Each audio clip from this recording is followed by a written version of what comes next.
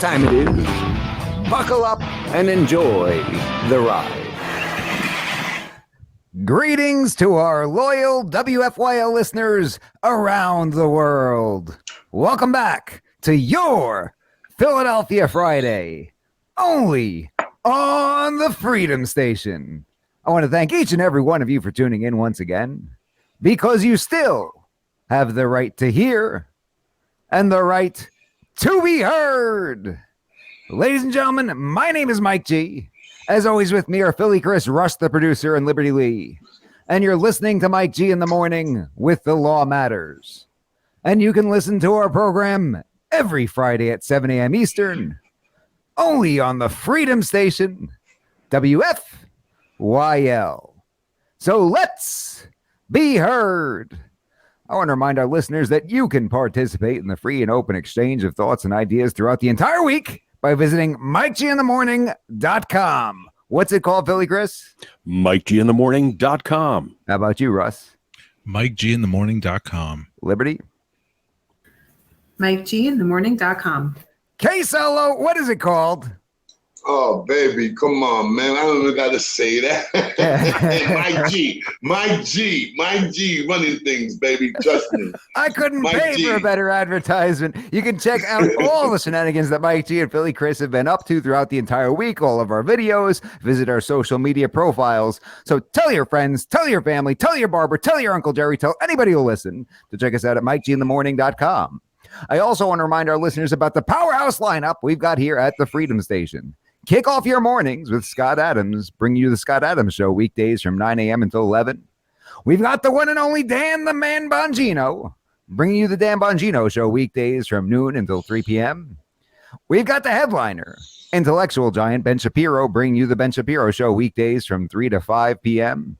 And finally, we love having him at the Freedom Station family. We've got Michael Knowles, bringing you the Michael Knowles Show weekdays from 5 to 6 p.m. So don't forget to tune in and show him some love. I also want to remind our listeners that today's episode of the Mike G in the Morning program is brought to you by Elite Tactical Armory, your firearm storage solution in the Lehigh Valley. Do you know what a commercial armory is? Well, you should. Recently, the Pennsylvania government recognized commercial armories as an acceptable mechanism for off-site firearm storage. There are tons of reasons why you might need to store your firearms outside of your home. Perhaps you've got a kid who's on probation. Perhaps you just run out of room for all your precious babies. Maybe your scorned ex-wife is accusing you again, or you're going out of town for just a little while. Either way, Elite Tactical Armory is the solution for you. Also, let it be known that through Elite Tactical Armory, you can get instruction to take the course that will qualify you for a permit to carry in New Jersey. That's right. Due to the recent Supreme Court holding in New York State Rifle and Pistol Association, you can, without a justifiable need, get a concealed carry permit in New Jersey. But you got to take a course, and you can do that through Elite Tactical Armory. So check them out at EliteTacticalArmory.com or PACommercialArmory.com. That's EliteTacticalArmory.com or PACommercialArmory.com. Because it's important to support those who support freedom. And be sure and tell them Mike G sent you. And with that, you know what time it is. Buckle up and enjoy the ride. Hit it, Russ. You know what time it is. Buckle up and enjoy the ride. We've got a very special episode of the Mike G in the Morning program today. We've got a one-on-one interview with K-Solo, who's joined this program in the past. And when we started doing this series on comeback stories, we've heard from people who have been to prison. Jesse Crossan joined us, spent 19 years incarcerated in Virginia. We talked to Jesse Comrie, from prison to pastor, who was in prison 3 times and became a Christian his 3rd time in prison. We talked to Jason Stack, who was in prison a lot more than 3 times and had a very difficult upbringing, a childhood filled with abuse and neglect. We talked to Jerry Amato, who didn't go to prison, but had a very rough upbringing, not knowing who his family was, spent all those years trying to find his family. And now we've got the one and only K-Solo joining us here on this episode. K-Solo, thanks for joining us. Thank you, my brother. Thank you. Thank all you guys, man. Thank all you guys, man. Just why I'm a little nervous because this is not my thing here. My thing is a little crazier than this, but I'm gonna try to behave.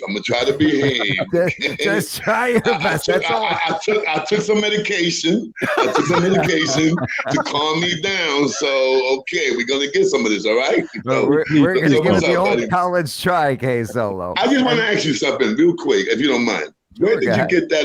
What time it is? You know what time it is? I came up with it on the air one day, and it stuck. They made a clip out of it and became one of the catchphrases. We used to use that in Rikers Island. No, it was yes. We used to use that at Rikers Island when it was time to rob somebody. Oh. Yeah. You got me, K Solo. You got me. That's where I actually came up with it. During my days at Rikers. Hey, I didn't want to open up no cans, but that was the same. That was the same Rikers Island when we used to go to commissary. We all used to look at each other and, hey, you know what time it is, right? You know what guys Mike's comeback story from Rikers Island to second. I'm gonna tell my comeback story. I did my time at Rikers. Right. I will say that I don't believe I've ever been to Rikers, but I did spend a significant amount of time at Sing Sing growing up, visiting a family member. I believe this family member, I've probably seen them more at Sing Sing than I saw them on the outside. So I spent my fair share of time in prisons growing up.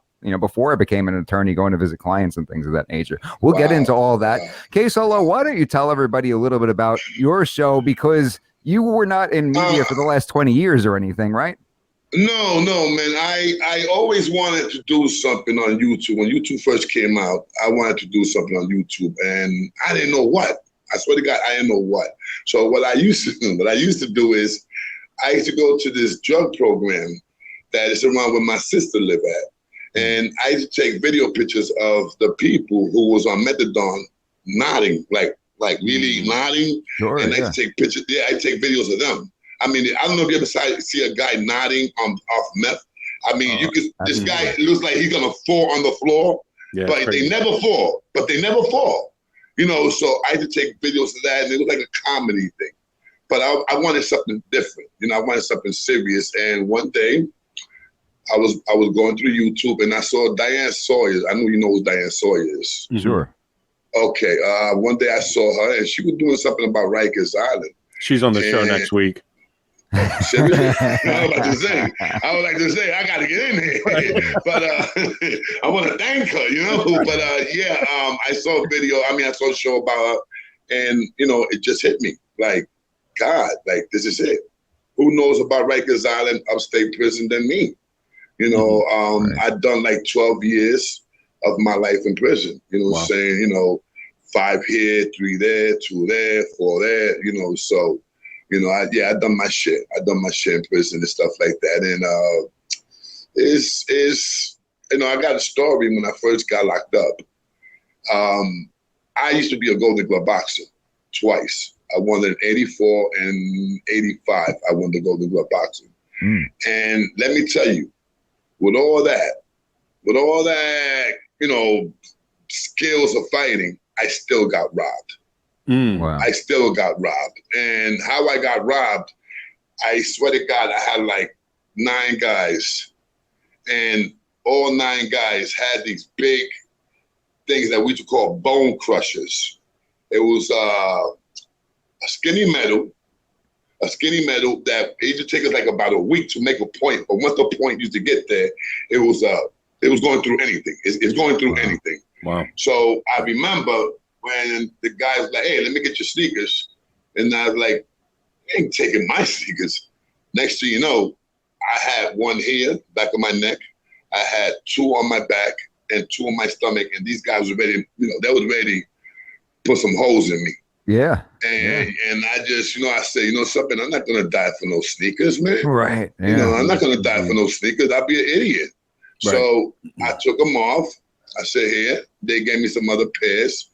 What kind of sneakers were they? Just to, that was in '85, and the style of the sneakers back then was Adidas. Okay. The white on white Adidas. I mean, they might have been worth $9 back then. I'm just. Oh man, I mean, come on, that was $50 back Right, then. right. I mean, we're talking about in the '80s. That was like, Yeah, $50 was hard, But they took them from me, and 2 weeks later, I got them back. I started. How can I say, man? I started fighting every day. Yeah. Every day, up to the guy that found out that what I was doing. He was like, "Yo, that guy is knocking everybody out upstairs." Remember, I was boxing. Right. So the guy, when he heard that I was knocking everybody out, he was like, "Hey, tell him I want to give him his sneakers back." And he gave me my sneaker back with interest. He gave me like a couple packs of Newports. So back in that time, all they used to give in commissary was cookies, soap, and stuff like that. He gave me about a good $30 worth of commissary. Oh wow! For me not to go at him, right? And my sneakers back. Wow! And yeah, so that was the thing on my sneakers, and it was very rough back then, especially adolescence. How old were you when this happened? I was 16. You're 16. So when this happens, it's a little bit of a wake up call when you get in there. No, man. It was a wake up call when I was in there. I was like, I swear to God, I will never come back in here. It's bull crap. Not when you get out. Bull crap. Yeah. Once you get out, you go right back to the scenery and the same old people. And then the crack came out. And now everything is about drugs and selling money, making money. And I got locked up a few times for that. And up to I got locked up dealing big weight. Let's back up a little bit. So when you first go in and they rob you for your sneakers and you realize in that moment, hey, I could die for these sneakers. On second thought, I don't need them all that bad. But then it seems like this switch flips in your mind. Did you feel like you had to make a decision? I had to. No, I had to. I had to do what I had to do, because if not, I was going to be picked on for the rest of my time in jail. Sure. I mean, I had seen grown men wash underwears, other men's underwears.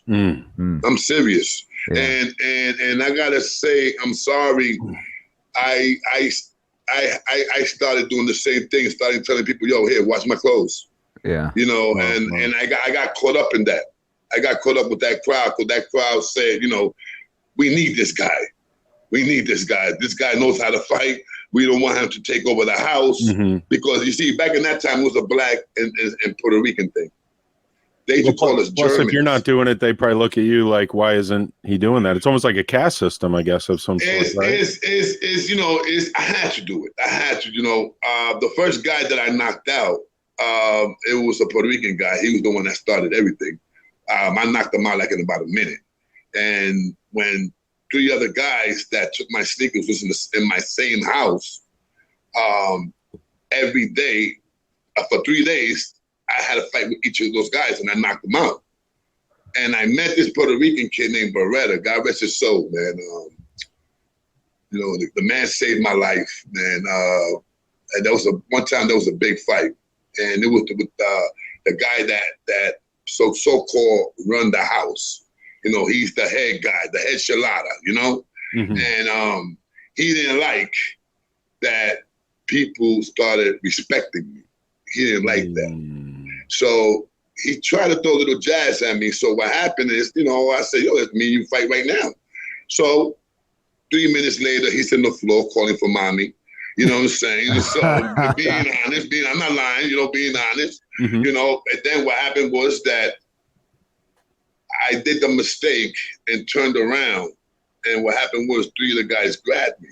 And in the day room where you watch TV at, there's a little spot where they, when you go and they have all the inmates go there, play cards, whatever, chess, watch TV. We call it the day room. Sure. I turned around to walk away, and I remember 3 guys just grabbed me and they threw me down to the bench. It's like a park bench, like a picnic bench. Sure. So they put me there. So I'm sitting down. I got my back towards back here.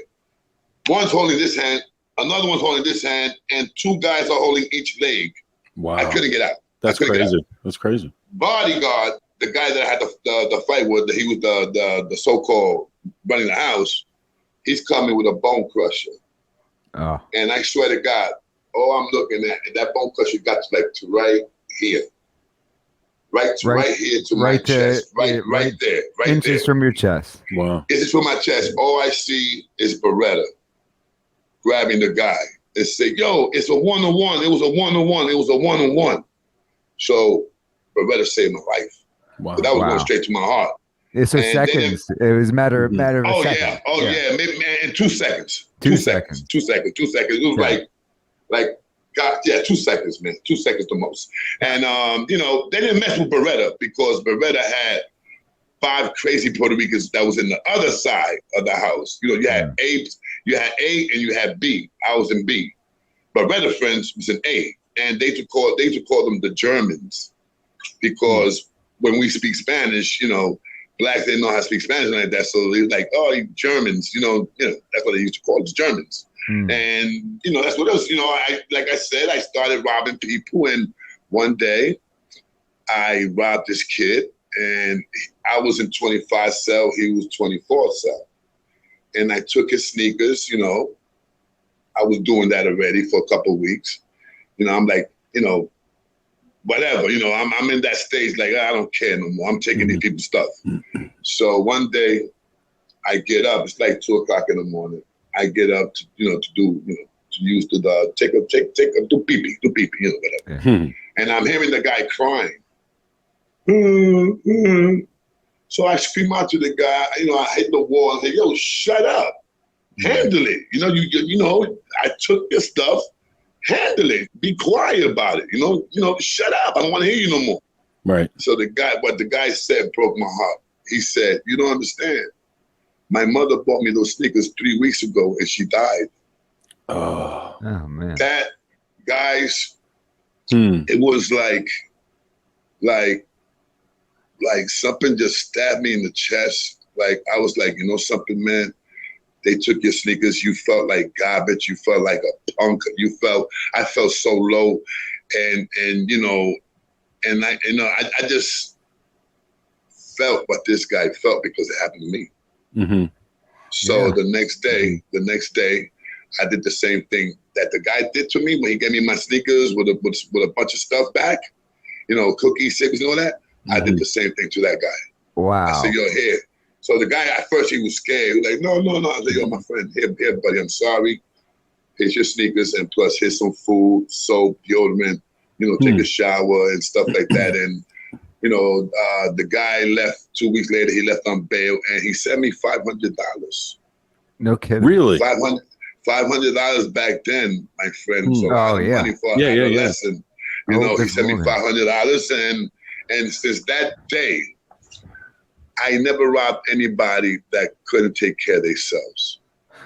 I was robbing those that thought that was tough. Let me ask you this, though. A lot of people from the outside looking in who have no experience with this would see somebody who's capable of robbing, and they're obviously on the inside for some reason, although some mistakes, some reason, some reason. People make mistakes.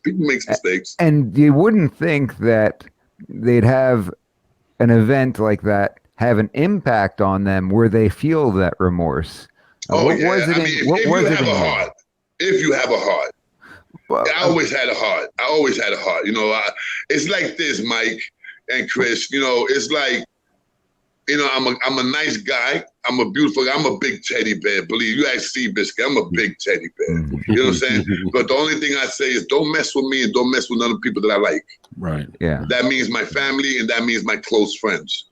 I got shot 3 times for my friend on my birthday. Shot 3 times with a 45. Wow. And when I went upstate, not even a red stamp he sent me. Not even a stamp. Yeah. What? Not even a stamp. Not even a letter. Would you call that person a true friend? When I came home from doing the 5 years flat, my mission was to get him an ass whipping.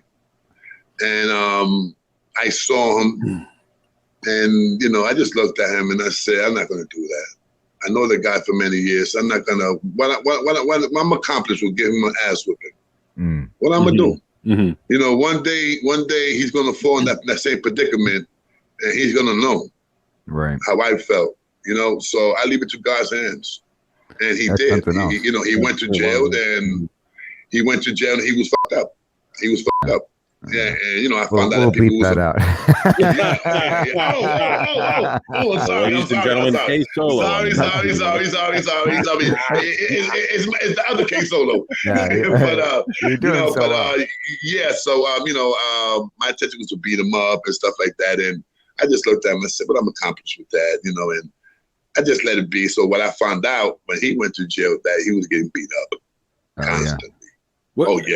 Constantly. I have a quick question for you, Queso, regarding the shooting. What was that like to get shot? Like, what goes through your mind, and what does it actually feel like? I mean, I can't imagine. You know something. I was in real deep shock. You know, I'm talking about.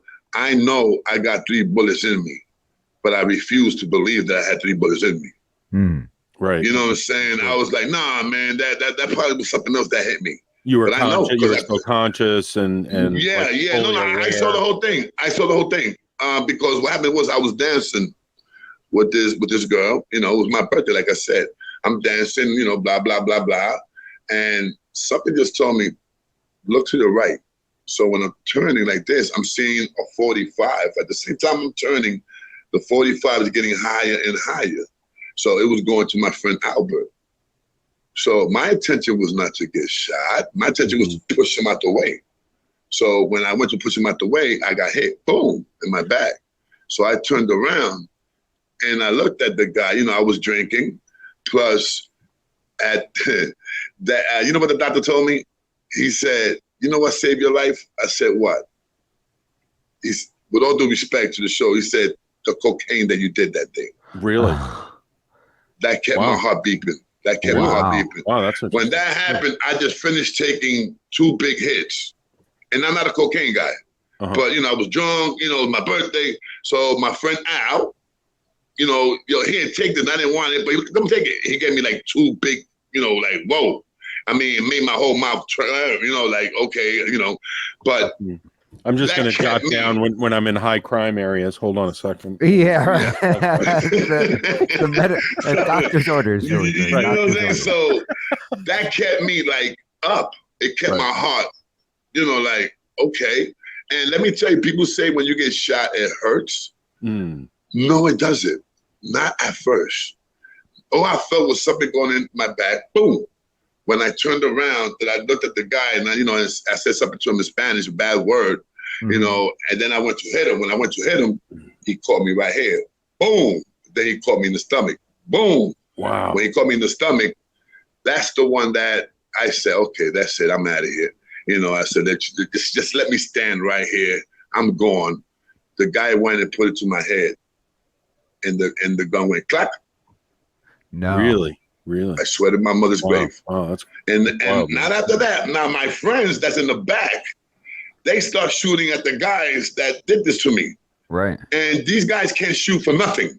Because all I'm hearing is bullets passing by me like so I'm like, if I move here, they're gonna hit me. If I move this way, they're gonna hit me. So you know something? I'm gonna die anyway. So let me just stay right here. I don't want to get in the head. That hurts. You know what I'm saying? So where were the 3 spots you got hit? Where were the 3 spots you got hit? In my back, right here. It collapsed my both lungs. It was 3 inches away from my heart. Wow. The bullet in the back that hit me in the back, it was 1 inch away from the spinal. Wow. 3 inches away. The other bullet here, 3 inches away from the heart.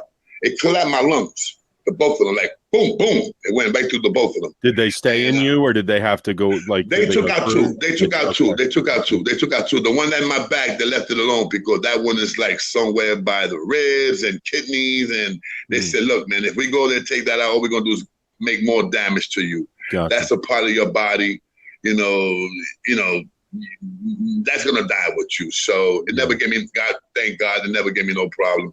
Wow. You know, so yeah, man, yeah. That's amazing. But, there's nothing short of a miracle that you're not paralyzed or dead. Oh man, let me tell you, my friend. Let me tell you, too. You know, 45.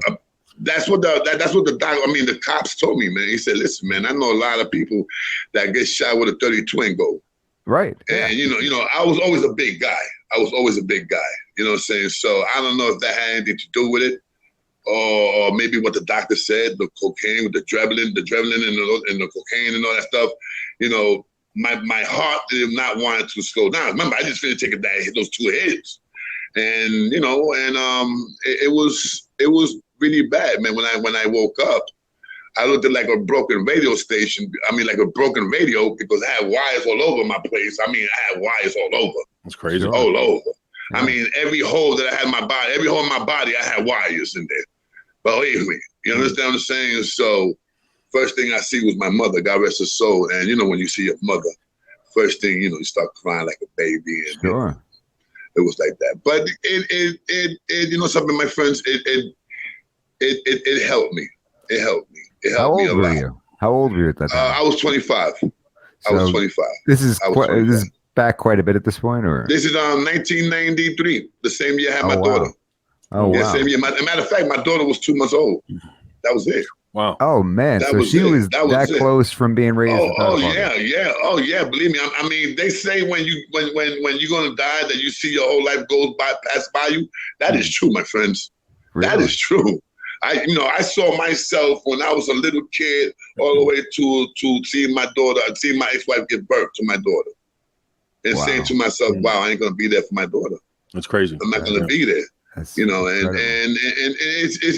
it's rough. And let me tell you, a lot of these people be saying, "Oh, my father beat me up, my mother, blah blah blah. Oh, my father raped me," stuff like that. Yes, that happens. That happens. Yes, it does. But a lot of the people that go to jail, they have a good life, though. I had my mother was a beautiful lady. Yeah, It was yeah. 7 of us. It was 7 of us, and my mother. Where were worked. you raised? Where were you raised? I was raised in the Bronx. I was born and raised in the Bronx. I was born in Manhattan, raised in the Bronx, and you know I had a beautiful mother. Were your parents together? No. My father, when my mother gave birth, you know, they already broke up. You know, wow. he was like, "Oh, that's not my son," blah blah blah. But when I gave birth, I mean, when she gave birth to me, he saw the lips. Big lips and the color, so he said, "Yeah, that's my son." You know, because he's dark skinned. you know. Let me see. Peter and Nancy was light skinned from the same father. Peter and Nancy was light skinned, like you know, and I was the only one that came out brown skinned. You know, I thought I was adopted at one time. I swear to God, you know, I was young, you know, I'm seeing all these white people walking by me, and I'm like, "Yo, mommy, you know, why I'm like this? You know, what's going on here with me? You know." But you know, my mother tried to school the best way she could tell me, you know, blah blah blah. You know. So where are you in relation to the other siblings? Are you on? Well, one of the older ones, one of the younger I ones? lost a lot. No, man, Mike, I lost so many family members, Mike, man. It's crazy. I lost, I lost, first thing that I lost was, the first one that I lost was a newborn baby nephew. He died, I think it was, how they call that, crib death, something like that. Oh, like the Sure. SIDS or whatever. Yeah. So he passed away. Next thing you know, my mother passed away. Next thing you know, my sister Michelle passed away. My sister Maria passed away. My brother Peter passed away. My brother Frankie passed away. My ex-fiance got murdered when I was in state. Yeah, you guys could look that up. Her name was Virginia Santiago. She got stabbed 5 times in Carver Project. I had 32 days left to come home. 32 days left. Sorry to hear that, man. That's crazy. That's horrible. Yeah, oh man, it's more horrible when you're in there that you can't do nothing about it. Sure. And I was not married to her. I was not married, so I couldn't go to the funeral. Oh man. So that it was a few weeks that it was really, you know, you had to be strong. You had to be strong. What can you do? You're in jail. What can you do? You know, you got to put yourself in that mind. What I'm gonna do? Go crazy in here? Beat somebody up or go crazy with, you know, the administration? I mean, they're not gonna let me out. You know, that's the whole time. You know, they're not gonna let me out. I mean, what can I do? I'm not gonna act stupid and go to the box. Right. You understand what I'm saying? I mean, so what I did, man, is, you know, I just did a lot of praying. You know, A lot of nights I couldn't sleep. A lot of nights I couldn't sleep. A lot of nights, and a lot of things, man. A lot of things. And like I said, my brother Frankie died of fentanyl overdose. He came home on a Tuesday, died the following Tuesday.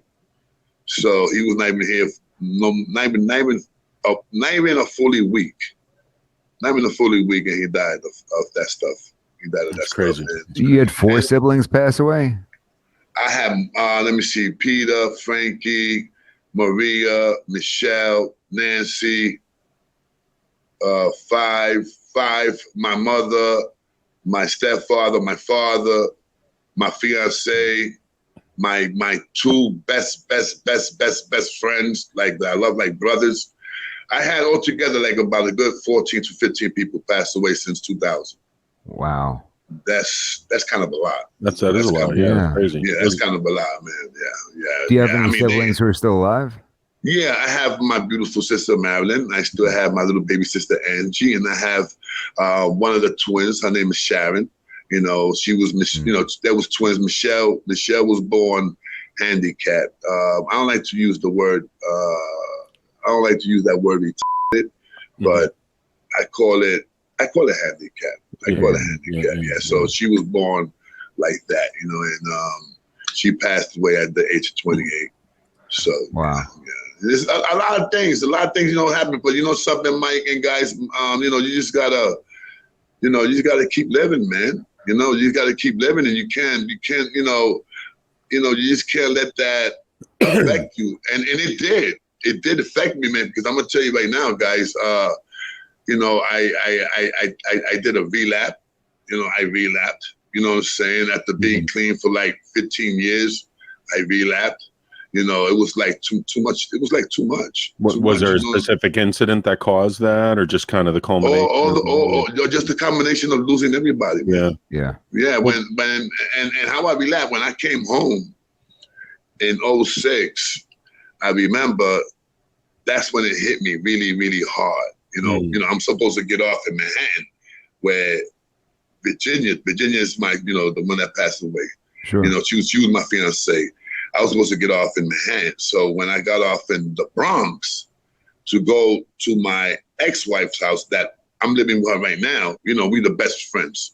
We're still legally married, but we are like, you know, she's like my best friend, you know, and I love her to death. You know what I'm saying? And I've been here with her, and you know, people, I still say she's my wife, and you know, blah blah blah. It's a beautiful thing, but you know, like I said, man, it was a lot of stuff, man, that I'm pretty sure a lot of people would have handled. Yeah. Would have handled. So I went back.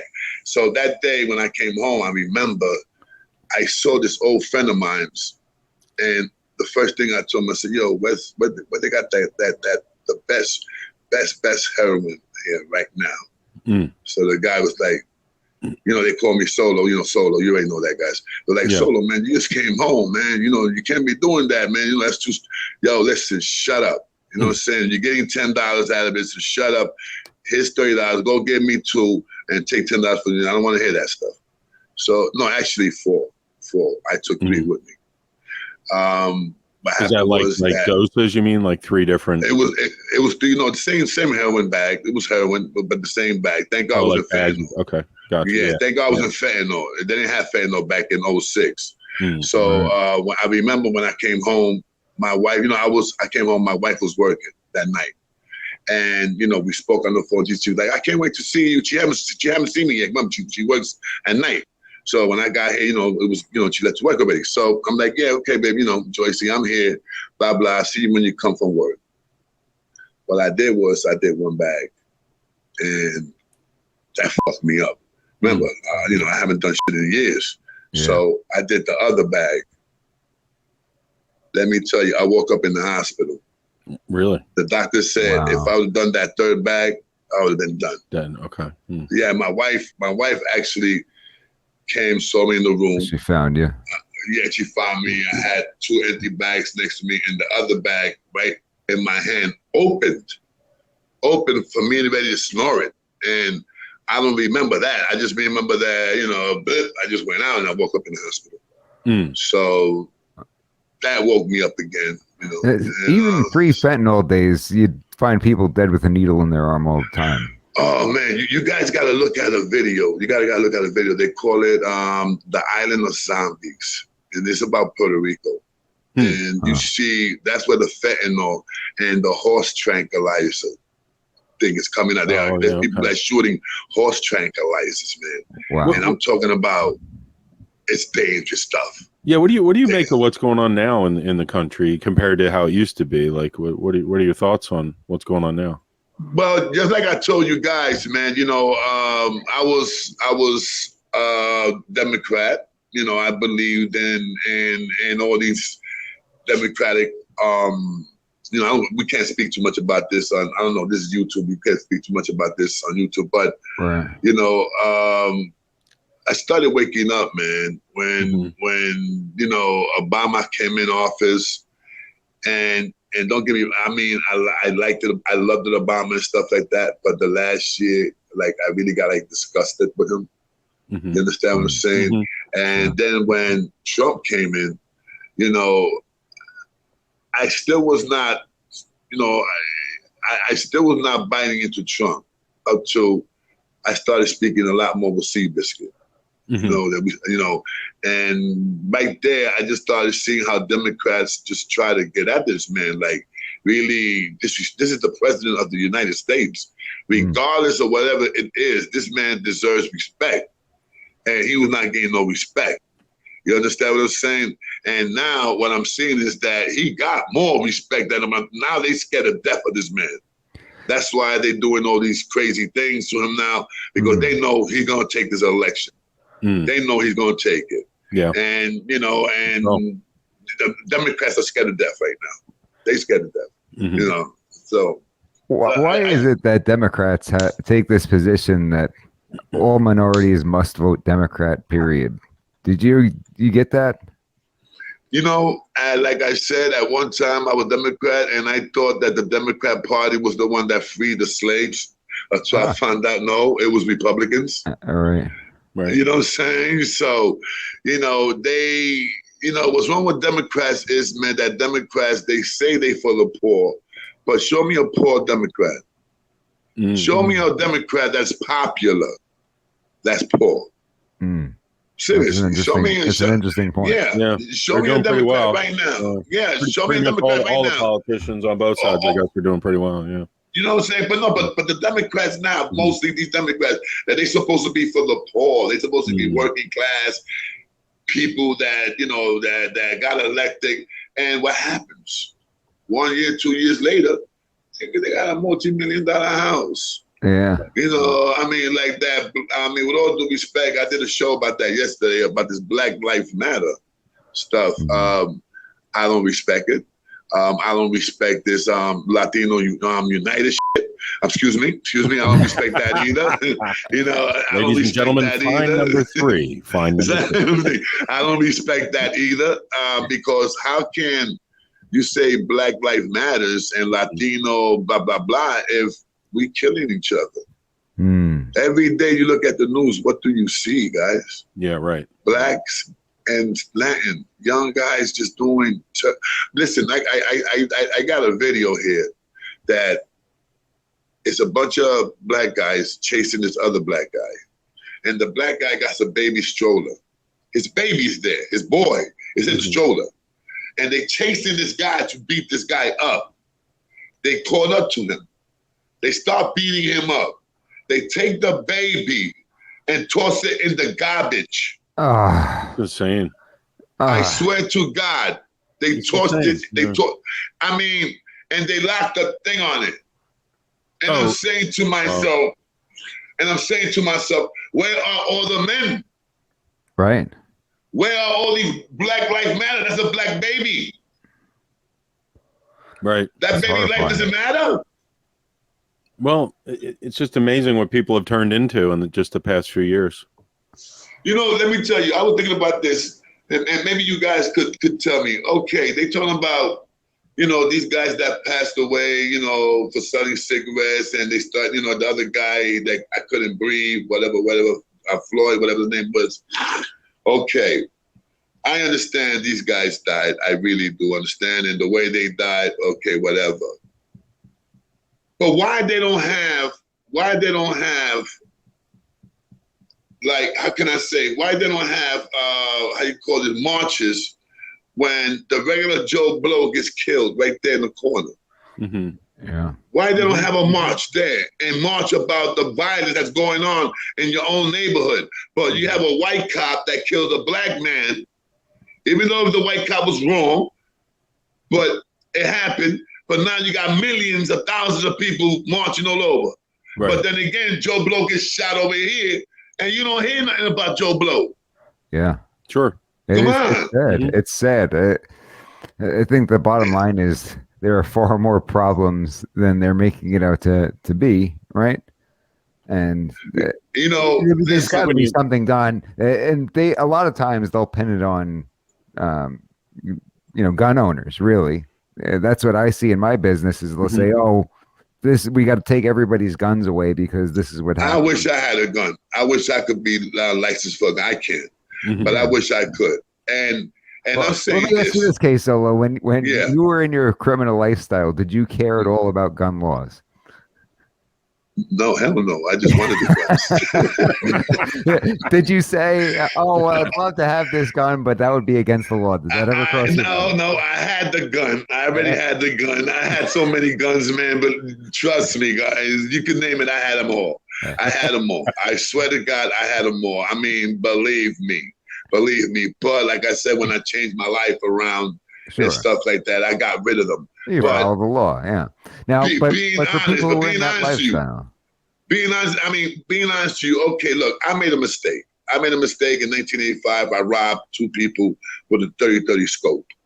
You know, you could look it up. My name is Crescencio Rivera. You know what I'm saying? You could look it up. Rob somebody with a 30-30 scope, bullets like this. When the cops found the gun, they were like, "What you trying to do, man? Kill elephants?" You know, that's how crazy it was. in New York, And this was in New York. in New York City, yeah, in New York City. And I'm saying, okay, that was 1985. I was 16 years old. I'm 54 now. You know, I learned my lesson. Why can't I have a license for a gun, a handgun? I don't care, 22 or 25, just for my house. Sure. Just, if I walk out with it, lock me up. But Yeah. why I cannot defend myself in my house? Yeah. Why I can't have something in my house? Why? I mean, you hear about this all the time. People breaking into people's apartments and killing people while they sleeping. And come on, That's a valid point. Plus, you paid your debt to society, right? yeah, I never killed nobody. You know, I never raped nobody. My thing was that okay, I sold drugs. I did one mistake. I robbed somebody. Okay, and I sold drugs. If anything, I just made people happy. You know what I'm saying? Being honest, being honest, you know what I'm saying? But, I didn't go out there and you look at this news, man, out here, man. A week ago, 2 weeks ago, 89-year-old lady gets raped. After she gets raped, she gets murdered. The 72-year-old man that was walking the street, I don't know if you guys seen it, was walking in Manhattan. He sees the guy on the floor sleeping. The guy is shivering, black guy is shivering. He was Oriental. He was 72 years old. He takes off his jacket. He gives it to the guy. He puts it on the guy. The guy gets up, beats him up, robs him, and takes his coat also. God. Yeah, it's really just It's crazy. horrible, man. Yeah. And you ready for this? That same guy beat up another lady. 2 weeks after that happened, he beat up a lady that gave him money for him to go buy food. He beat up because he wanted more money. And not only he beat up, he robbed her. Mm. And Yeah, he's back that's, out in the streets. There's a lot of evil stuff going on. Yeah, I mean, just a few weeks ago, they beat some guy with a traffic cone in Philly. Yeah, It was a bunch of the teens, right, Mike? I feel like I hear about this constantly. Yeah. Hold on, what was that? They beat up somebody with a what? A Traffic cone. It was teenagers, I think, and they 70-something-year-old gentleman was walking Animals, down. man. Every day Listen to me, animals. Look, man. For me, they animals. Right. Mm-hmm. And then, look, I don't got no hair in my tongue. I'm not racist, and some of my show people say, you're racist. I'm racist. Why I'm racist? Because I'm saying the truth. Because I'm saying the truth. Look at the news. You don't see no white people coming to the Bronx shooting nobody. You know what I mean? You don't see no white people coming to the Bronx shooting nobody. All you see is blacks. All you see is Spanish killing each other. You don't see no white woman coming to the Bronx and come on, man. It's a lot of bull. It's a lot of bull, and I'm so tired of it. And I'm so tired of it. No, you know? I appreciate the fact that you're being honest and you're telling. No, absolutely. Truth, you know, obviously there's white criminals too who do terrible things. Yes, they is. You look at death row, and you look at death row, you see a lot of white people there. But no, listen to me. I'm not saying that, you know, there's everybody out there. I'm not. But it usually is in those neighborhoods. It is a lot of like, you know, like the minority. Does it have something to do with the culture? Does it have something to do with? It has to do a lot with the culture. It had it don't have nothing to do with poverty, man. Because let me tell you right now, there's another thing that I said in my show. You have hundreds of black young millionaires out there. NFL, 60% black. NFL, let's keep it a little short of that. Let's say 50% black, 25% white, or maybe I say 60%, 60% white. Yeah. I said it. 60% black, 60% black, 30% white, and 10% kickers, and those are Spanish. 10% kickers, they're all kickers. They and it's not even. You know what I'm saying? Some great black quarterbacks right now. Yeah, but you know, I mean, look at basketball. Oh yeah, it's really all blacks. I mean, you know, I understand. You know, the slavery, I understand it. You know, I get it. It happened to the Taínos, you know, saying in Puerto Rico. It happened. Slavery been going on for thousands of years. It's still going on. Even white people were slaves. Mm-hmm. You don't hear them you don't hear them talking about it. Oh, this happened to my ancestors 10,000 years ago. It's over with. That was back then. Let's do it now. Let's live for what is now. You know, and the first thing they want to do is use it as, oh, why? Because I'm Puerto Rican? Oh, why? Because I'm black? You picking on me? It seems like they hijack these things and then they use it for more division. I mean, I've talked about that on the show pretty openly, my own personal opinion, but, you know, I don't know what you think of that, K Solo, but, you know, there's so much division, right? You know, there's so much. You already got by me talking like this. You already know where I stand at. You know, listen, I love America. Sure. I love America. This country right here is so great. Mm-hmm. It's so great, man. You have people all over the world that want to come here. Right. You know what I mean? You know, and you know, it's you know, listen, man. We gotta look out. We gotta look out for a lot of things. America right now got a plate full right now. We got to deal with our own people, and we got to deal with the people that's coming from other countries over here that want to destroy America. How do you think we bring people back together? Like, you've had a lot of success with your show. And again, where can people find you on YouTube? What's the they can find me on YouTube, man. All they got to do is just go on the K Solo Rivera show, K Solo Rivera. Okay. The K Solo Rivera show. And like I said, guys, my show is not a show that is all about talking about rappers. I don't do that stuff. Mm-hmm. No, I don't do that stuff. I talk about what's going on. What we talking about? Yeah, right. That's my show. Well, that's my show. Like you're trying to make a difference, right? Trying to make a difference, and I tell my stories. I tell my stories. You know, like I said, I'm a Land King. You know, I tell my stories about the Land King and the Blood War. You know, in upstate in Rikers Island, it was really bad.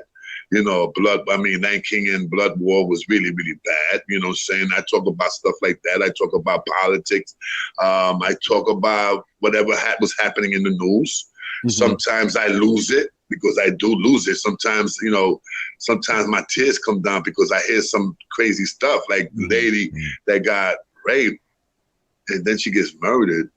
You know, 79-year-old woman. Now, who would do something like that? How do you think, like, given your own personal experiences with making some bad choices when you were younger, but now, you know, being in a more mature stage and having spent time behind bars and rehabilitating, like, how do you get through to somebody who is doing that at that young age? Like, what would have worked with you? Look at my show. Mm-hmm. Look at my show and listen. And listen to the show and listen to me talking about what are the things that you're going to expect in jail. You do something out there, you're going to wind up in jail. And if you think that you're going to go to jail and you're going to become a gang member and everything is going to be okay, no, my friend. No, my friend. No. Nobody's safe in there. Nobody's safe. So you think that jail is legitimately a deterrent? Because I hear a lot of people who are arguing against mass incarceration. They say, "Oh, well, jail doesn't even work as a deterrent." Do you think it? You know really something? Jail. Oh wow, that's a tough one, man. That's a tough one. Does jail work?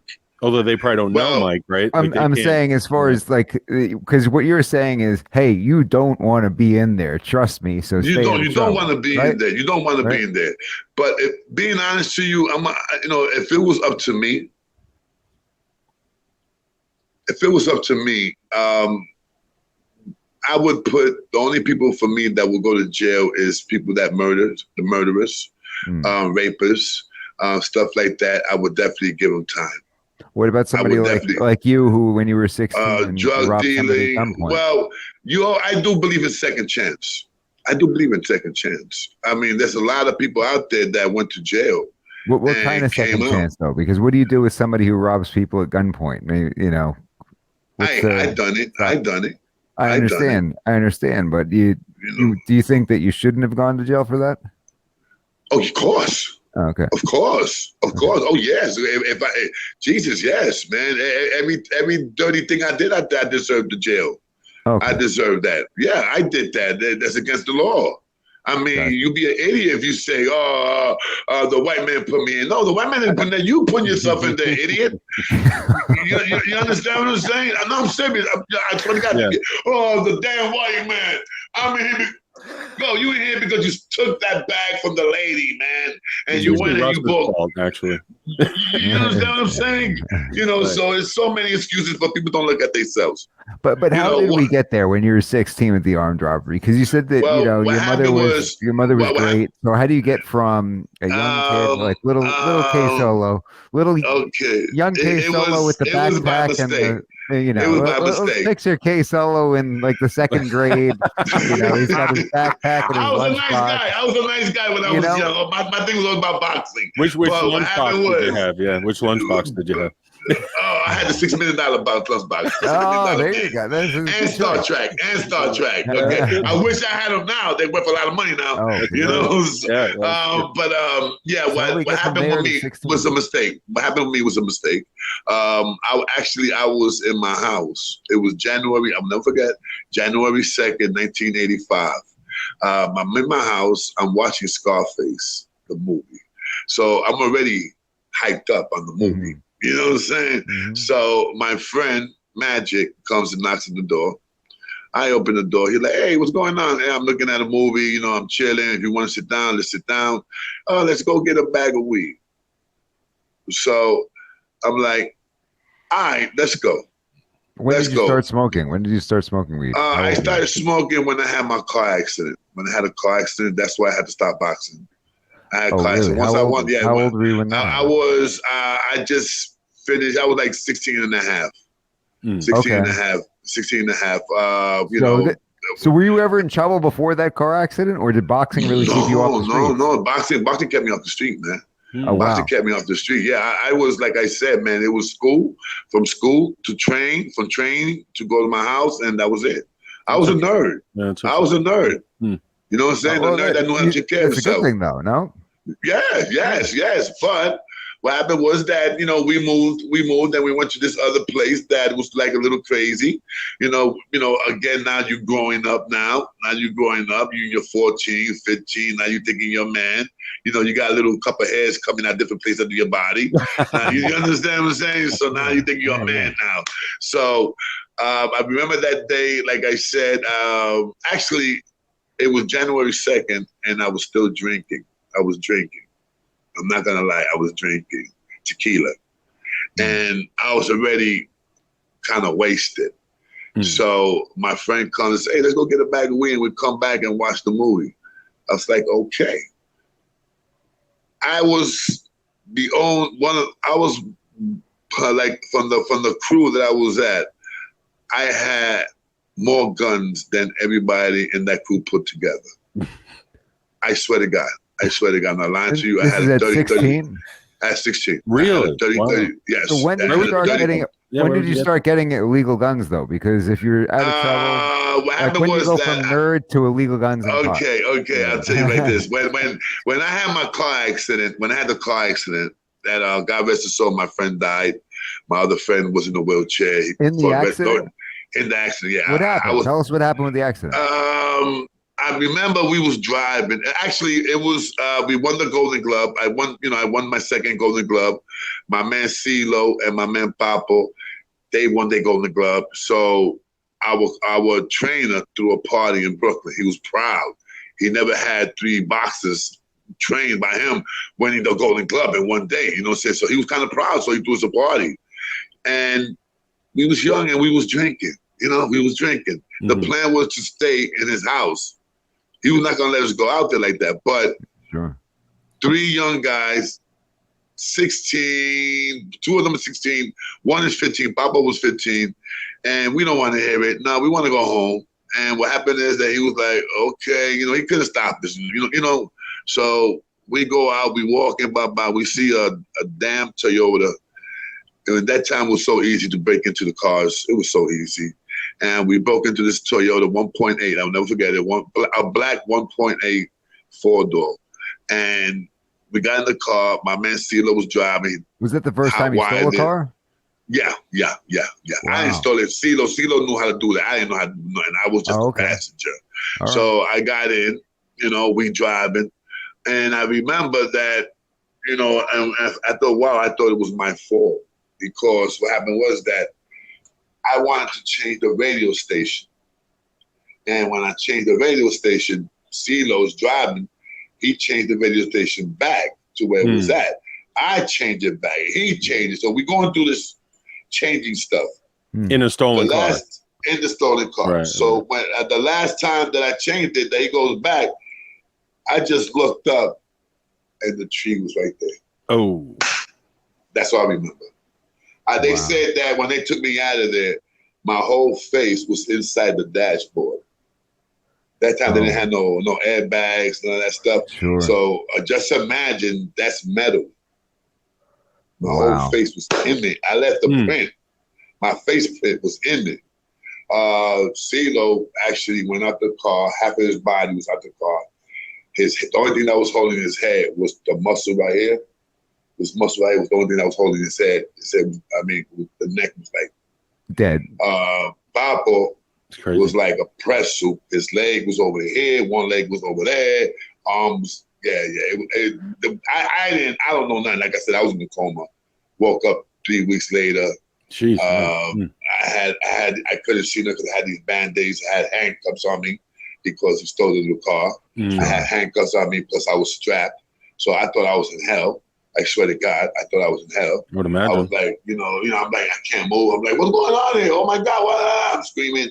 And the police officer goes to say, Mr. Rivera. And he was not supposed to do that. Not supposed to do that. He was not supposed to let me know what's going on. The doctors were supposed to do that. Right. So he told me, Rivera, you okay? You're in the hospital. So I started going crazy. And all I'm hearing is running. And then with the doctors, the nurse, when you wake up out of a coma. Sure. You got a whole bunch of doctors going into the room. Yeah. So the first thing they see the cop talking to me, and I remember that the doctor screamed at him. Said, "What did you tell them?" I said, "No, I just told him that he's in jail." He said, "Get that F out of this room right now." He told the cop that like that. Sure. Wow. You're not supposed to talk to me at all. When somebody wakes up in a coma, you're supposed to have a professional do that. You know what I'm saying? Like, how you feel? You okay? Don't hit me with bad news. Right. Yeah, you're in the hospital. You stole a Toyota. You're going to jail. Your friend's dead. Yeah. Right. Two of your friends are very. He told me one of them dead. He told me that one of them died. He just told me that they was really hurt. So I'm like, you son of a, you know what I'm saying? So how long were you in the coma? 3 weeks. 3 weeks. Okay, wow. 3 weeks. That's So crazy. What were the injuries? he was already better. What injuries did you have? I messed up my 2 eye sockets. The 2 eye sockets, the vision. What makes you? I don't know how to describe it. I don't know how to say it. It's like whatever grabs the vision for you to see. That's what I messed up. The conium and stuff like that. It was really. You fractured really the orbital bones? Did you fracture the orbital? I don't know what. I know it was bad. It was bad. Now, without my contacts, I wear contact lenses, and without my contacts, I'm legally blind. I'm gonna show you guys something. Look at this. Yeah, yeah. These are my glasses. Oh yeah. Oh wow. Wow, those are pretty thick. No joke. That's pretty thick. Yeah, those are my glasses. But I wear contacts, you know, and very expensive. My contacts like $500. Expensive. Oh, wow. Did you have any brain damage? Have you suffered any memory? No, man. Well, if I did have brain damage, I don't know, but I went to jail after that. So I must have had something wrong. Like a screw came out the ear, something came out. But you know, I just started changing. Well, they're learning a lot of stuff about brain injuries these days, CTE and everything like that, and how that impacts people's behavior, right? I do. That's I do suffer. Stuff, right, Mike? The football players. I do suffer. Yeah, Aaron Rodgers, Aaron Hernandez. Aaron Rodgers got it. A lot of football guys. The guy that passed away in his own cell, that killed the Spanish guy that played for the Packers. What was his name? Hawaiian guy. Junior Seau. No, Junior Seau was one that passed away, that he shot himself. Yeah. But the last guy that went to jail, that killed his best friend. Oh, Aaron Hernandez. Aaron Hernandez. A lot of these guys, you got to be careful. But for me, I blame, because I have a lot of stuff that's wrong with me now. I suffer from anxiety attacks. I get it really bad. Really bad. I get panic attacks. I'm bipolar. I also suffer from depression really bad. You know what I'm saying? I got medication. You know, in my show, I showed a lot of people my medication. You know what I'm saying? I have why do you show it to them? Do you think that by showing them... no, I show it to them and let them know. That it's okay? No. Why I showed it to them was one day I fell asleep on my show. When I was doing the show, I was on my medication. I caught a panic attack really bad. So I took my pills. So when you take the pills are supposed to calm you down immediately, and it gets you to sleep. So I knew that was going to happen, but I tried to fight it. And I went to sleep. So the people started, forget about it. People started saying, he got to be on heroin. He did something. So the next day when I saw that, I said, listen, guys, I'm not on heroin, because if I was on heroin, I would have done the bag right here in front of you guys and F all of yous. I was saying, being honest, F all of yous. I would have done it right here, right in front of you guys. And if you two would change my thing, I would get another one and do it again. You know what I'm saying? But I had to take my stuff and said, no, look, this is what I take. This is high blood pressure. This is this. This is for heart failure. The medication heart failure only causes drowsiness.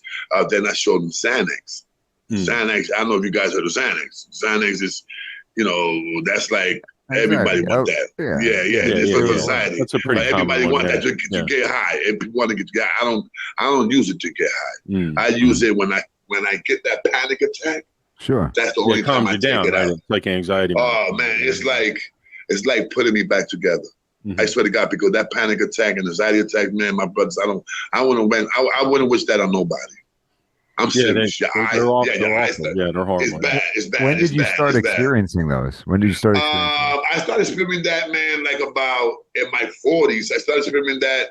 The first time I experienced that, I just came out of work from a club. And I remember that I came in, I take off my bulletproof vest, I take off my suit, blah, blah, blah, putting everything away. My wife is putting everything away. And I go to the kitchen. And the next, I'm like, I'm seeing like blurry. Now, wait a minute, I got my contacts on. I got my goddamn contacts on. I'm like blurry. And next I just started getting this like, oh my God, like what's going on? I started like any little thing that you feel in your body, you swear you're gonna catch a heart attack. So, and then the anxiety, then you can't stay still. You can't sit down. I mean, oh man, it's bad. It's bad. And I was like that for a few years because I did not know what it was until I go to the hospital and the doctor told me, said, yo, man, I'm gonna give you something here. Let's see if it works. You come to me in 2 weeks. So when he gave me collar pins. And when I came back in 2 weeks, he said, did you call one? I said, no. I said, man, I slept like a baby for 2 weeks. So he said, okay. He's the psychiatrist, blah, blah, blah. I said, well, you have this. You already have depression. And you have this, blah, blah, blah, blah. So they started started giving me the Xanax and stuff like that. And like I said, guys, if I'm not on medication, sometimes I don't be on the medication like about 4 or 5 days because I don't try to take it because it's very addictive.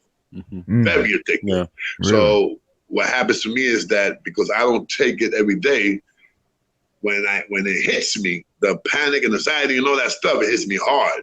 Gotcha. So I got to go and run and get that and put it in my mouth and just try to relax for like 10, 15 minutes. And next you know, I mean, it's like a transforming. It's like you see me like this, then next you know, I'm back to myself again. It's an amazing drug, but what happened is that a lot of these people out here is just messing it up, man. How you say Peter pay for Paul? Yeah, Peter pay for Paul. They doing that now, man, and it's messed up. It's messed up. A lot of people do need it, and it is a wonder drug. I'm gonna keep it real. It helped me a lot, guys, a lot. Do you think a lot of people who are dealing with that kind of thing are embarrassed to try to get any help? Yeah. It took me a couple of years to go to the psych. I used to go to psychs. I used to go to psych here and there because I always had sleeping problems and stuff like that since I was a kid. But over the years, when I started hitting my 40s, I don't know, it was just something that it started hitting me really bad. Really bad. And maybe it was a car accident. Maybe it was that. Who knows? It probably took a couple of years for it to finally hit me. Maybe it was that, But, it's like I said, I don't abuse it. Like I haven't taken one in about 7 days. Like in 7 days. Yesterday, I caught a bad one. I was out in the street and I caught a bad one. And when that happens, what I do is I go and I buy me cold water, and I go and I put it all over my head. I put it in my head like to cool my head down, cool myself down a little bit. Then I just relax. It's a breathing thing now. You learn all that stuff. You learn how to breathe. You learn how to, calm it down enough that when you get to your house, you go and you get that pill. You understand? So, what usually triggers it? Is it something you're thinking about or worrying about? Heat, stress, stress. It could be any little thing. Gotcha. Any little thing, man. Any little thing like yesterday. I missed the Jet game. Well, Sunday. I missed the Jet game, and I was getting a little sad, and I started feeling the panic attack coming in. Really? I was like, whoa, yeah, and I was like, whoa, calm down. There's no need. It's a preseason game. It's a preseason game. Calm down. It doesn't count. Nobody got hurt. So calm down, Solo. So that you gotta talk yourself into that. But for future reference, K-Solo, I think you could pay like $5 a month and get all the games on replay in case you miss them. No, I got it, but it's just I'm a diehard Jet fan. I'm a diehard Jet fan. I'm a diehard Jet fan. But yeah, man, guys, like I said, man, look, man, I'm not perfect. I'm not gonna sit here and tell you guys that I'm perfect. I've done a lot of things that I'm ashamed of. I've done things, saying on the streets that I'm ashamed of.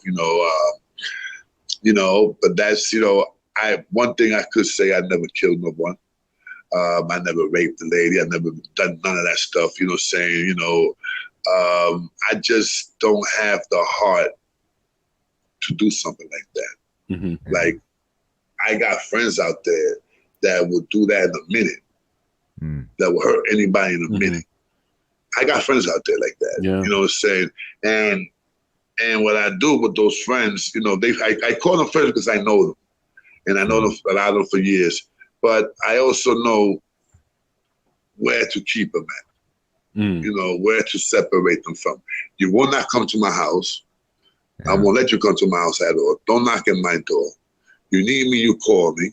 You know what I'm saying? All this, hey, let me go to your house and let's play some games. No, that's not gonna happen. That's not gonna happen. You know what I'm saying? I'm really picky who I invite to my house. I pick my friends very, very close. You know, I pick it takes me a while to pick somebody as a friend, like Seabiscuit. How I met Seabiscuit, I think Seabiscuit sent me $10 on Cash App, one of my shows, and I sent it back to him. And because I think I sent it back because I didn't know the guy. I didn't know him. Yeah, so I was like, this guy sent me $10, so he got upset. He said, "Why you sent me back the $10? You want $50?" So I came back and that got me a little upset. I said, "No, I want $100." So, but the next thing you know, me and Seabiscuit, man. I want your sneakers and some cookies. I want some and some cookies and some oatmeal cookies, you know. But like I said, Seabiscuit is a hell of a dude, man. And, he's a great dude. He's very smart, very smart. Me and him got a lot of things in common. Yeah, we got a lot of things in common. I love history. I could talk about any conversation, guys, and we could talk about anything, and I'm there. That's one thing about me. I love history, science, everything, man. That's what my show's about. You know what I'm saying? On Mondays, I call it. You got serious priorities now, and that's why you've changed the company that you keep because your family can go on. Yeah. But what was appealing to you about that lifestyle when you were going to jail? And power. I know you said that you mentioned that you ran with a gang, right? Power. There's power. Power. It's all power. I mean, you know what it is that you walk down the street, everybody look at you, just move away. Like that solo, move away quick. It's like for example, like I know I'm funny, but I ain't that funny. So everybody's laughing at my jokes. So come on, like I know I'm making funny, like really man, bad but jokes and everybody's still laughing. Yeah, you know what I'm saying, baby. I mean, come on, you know what I'm saying. And I know I'm not. So sometimes I tell my friends, like, come on, man, stop the boat. Stop the boat. Stop the boat, man. Come on, it was not that funny. They like. Okay, you know what I'm saying? But it's power. It's power, man. It's power, man. You like, especially in jail, when you go to jail, you see, before there was Latin Kings and all that, the jail was crazy. I mean, really, really, really, really bad. And it was bad for whites and Spanish. Very bad for white and Spanish. And what happened was that the Latin Kings made it, how can I say, made it the way it's supposed to be. They brought order to the. They brought order. Yes, it's interesting listening you talk about that. Respect. Why can't the prison systems be a little bit less violent and chaotic and crazy? I mean, it seems they need to hire. They need to hire people like me. Oh, probably do. That's a good point. Being honest with you, they need. Let me tell you, I had I don't know if you guys know, I'm a bouncer and I do bodyguard. I do want to talk a little bit more about that when you're done with this one. Sure. I'm a bouncer and I do bodyguard. I bodyguard a lot of people and stuff like that. But when I had my own security team, and it was strong arm security.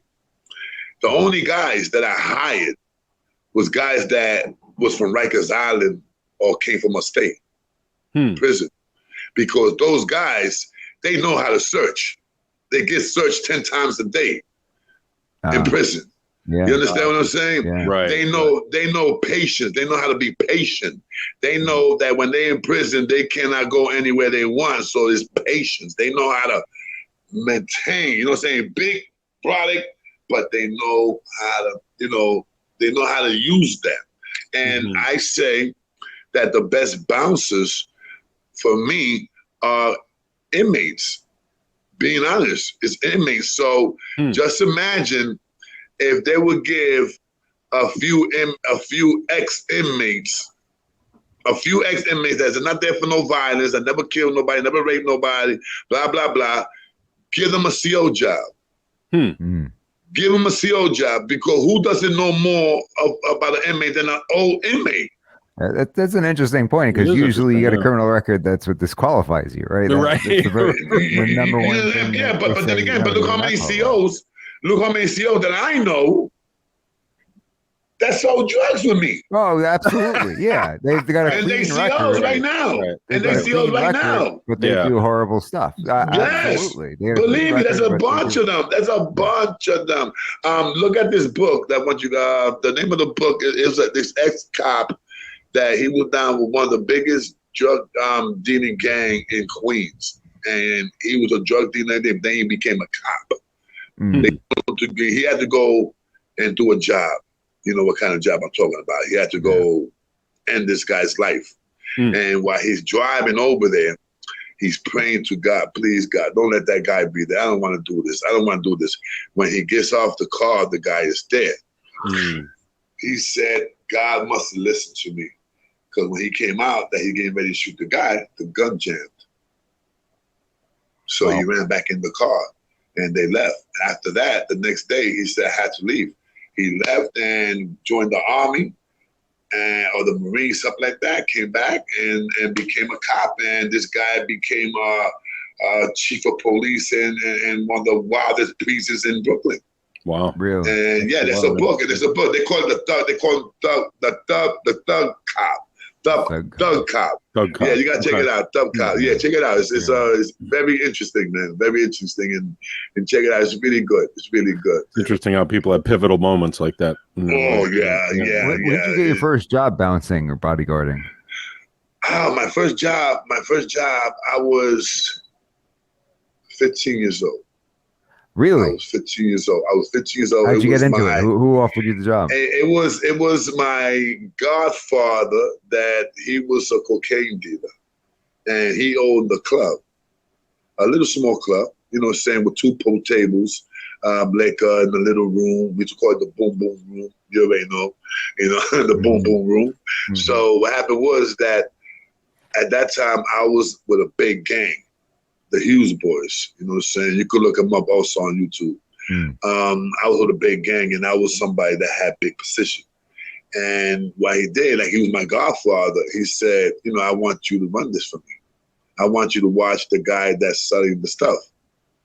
So that's how it was. So I went to the club. I was watching the guy, make sure he brings the money. I had to take the money, give it, save it for my godfather, blah, blah, blah. Next thing you know, there was some money missing, and they blamed the manager. And he told me, I want you to be the manager too. So you got a 15-year-old kid. That's why I had a lot of guns. You understand what I'm saying? Because I was saving my money and buying them. Wow. And buying them. And plus, I was in the area where they had cocaine. So you'd be surprised how many people bring guns for cocaine. Hey, I'll give you this 45 Magnum give me it for $5 grand. Hey, let me get that. That's why I had a 357, a 44 Magnum, the one from the movie Dirty Harry. Yeah. Oh yeah. I had one of those nickel plate. I swear to my mother's grave. I had a 45. I had a 357, the 30-30 scope, and the punch shotgun. Huh. Oh, wait a minute, and the 32. What was your favorite one? Oh man, man. Actually, it was all of them, but that's my kind of guy. I gotta say the 40. I gotta say the 44 long nose. Yeah. But if I take that on somebody, they're gonna shit on themselves. Believe me. Mark that down. You gotta remember the movie. But that's another strike. My bad. I'll pay for it. Send the bill to the K Solo show. Send the bill to the K Solo show. You're pretty good. When you look back on it, as a teenager, you were somebody who you're participating in the Golden Gloves before you had the accident and everything like that. And you said you described yourself as a nerd, but you've got this godfather who's obviously involved in the criminal lifestyle and bringing you in somewhat. So yeah, you can. How do you feel about that? How do you feel about that? I can't feel nothing about it because he passed away. He got murdered. He got murdered. Yeah, and the thing when he, I could have stopped it. I could have stopped Really? that from happening. But you know, he did something that was kind of foul, really foul, you know, with a young girl. Mm. You know, and I couldn't see myself, you know, I couldn't see myself a part of him or defending him. Right. You know, I couldn't see myself like, yo, guys, don't do that to him, you know, blah, blah, blah. I couldn't because, you know, I had sisters, you know, 11 years old, 10 years old, you know, and the girl that was involved with that story was 12 years old. Ah. So I couldn't protect him. I couldn't. It was not in me.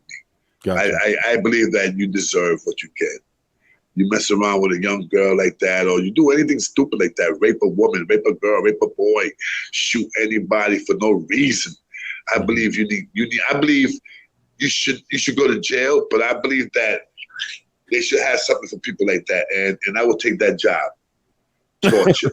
Yeah. Torture. Yeah, I'm serious. Laugh, I'm but serious. yeah, I hear what Torture. you're saying. Yeah. I'm serious, man. I'm serious. You make the little girl, man. You make the little boy, and now you're gonna feel how he. But you're gonna feel what he felt. No, it's sick. It's sick. Yeah. You know what I'm saying? You know, and I would take that job. I would take that job. I would go home every day and write down what I'm gonna do to this guy tomorrow, what I'm gonna do to this guy tomorrow. I swear to God. I'll tell you what, K Solo. I had a professor in college who was talking about how the death penalty is a bad idea because it costs so much money, and he was saying that you can't really get people to work there because they feel such guilt when they have to execute another human being. And I raised my hand. That is true. That is true. But what I said was, well, why don't you let the victims' families do it? I'm sure a lot of them would do it for me. I'm pretty sure they won't have no problem. They won't have no problem. Or get somebody like me. Somebody like me. Somebody like K Solo in his mind. Just give me his record. You know what I'm saying? What the guy did, man.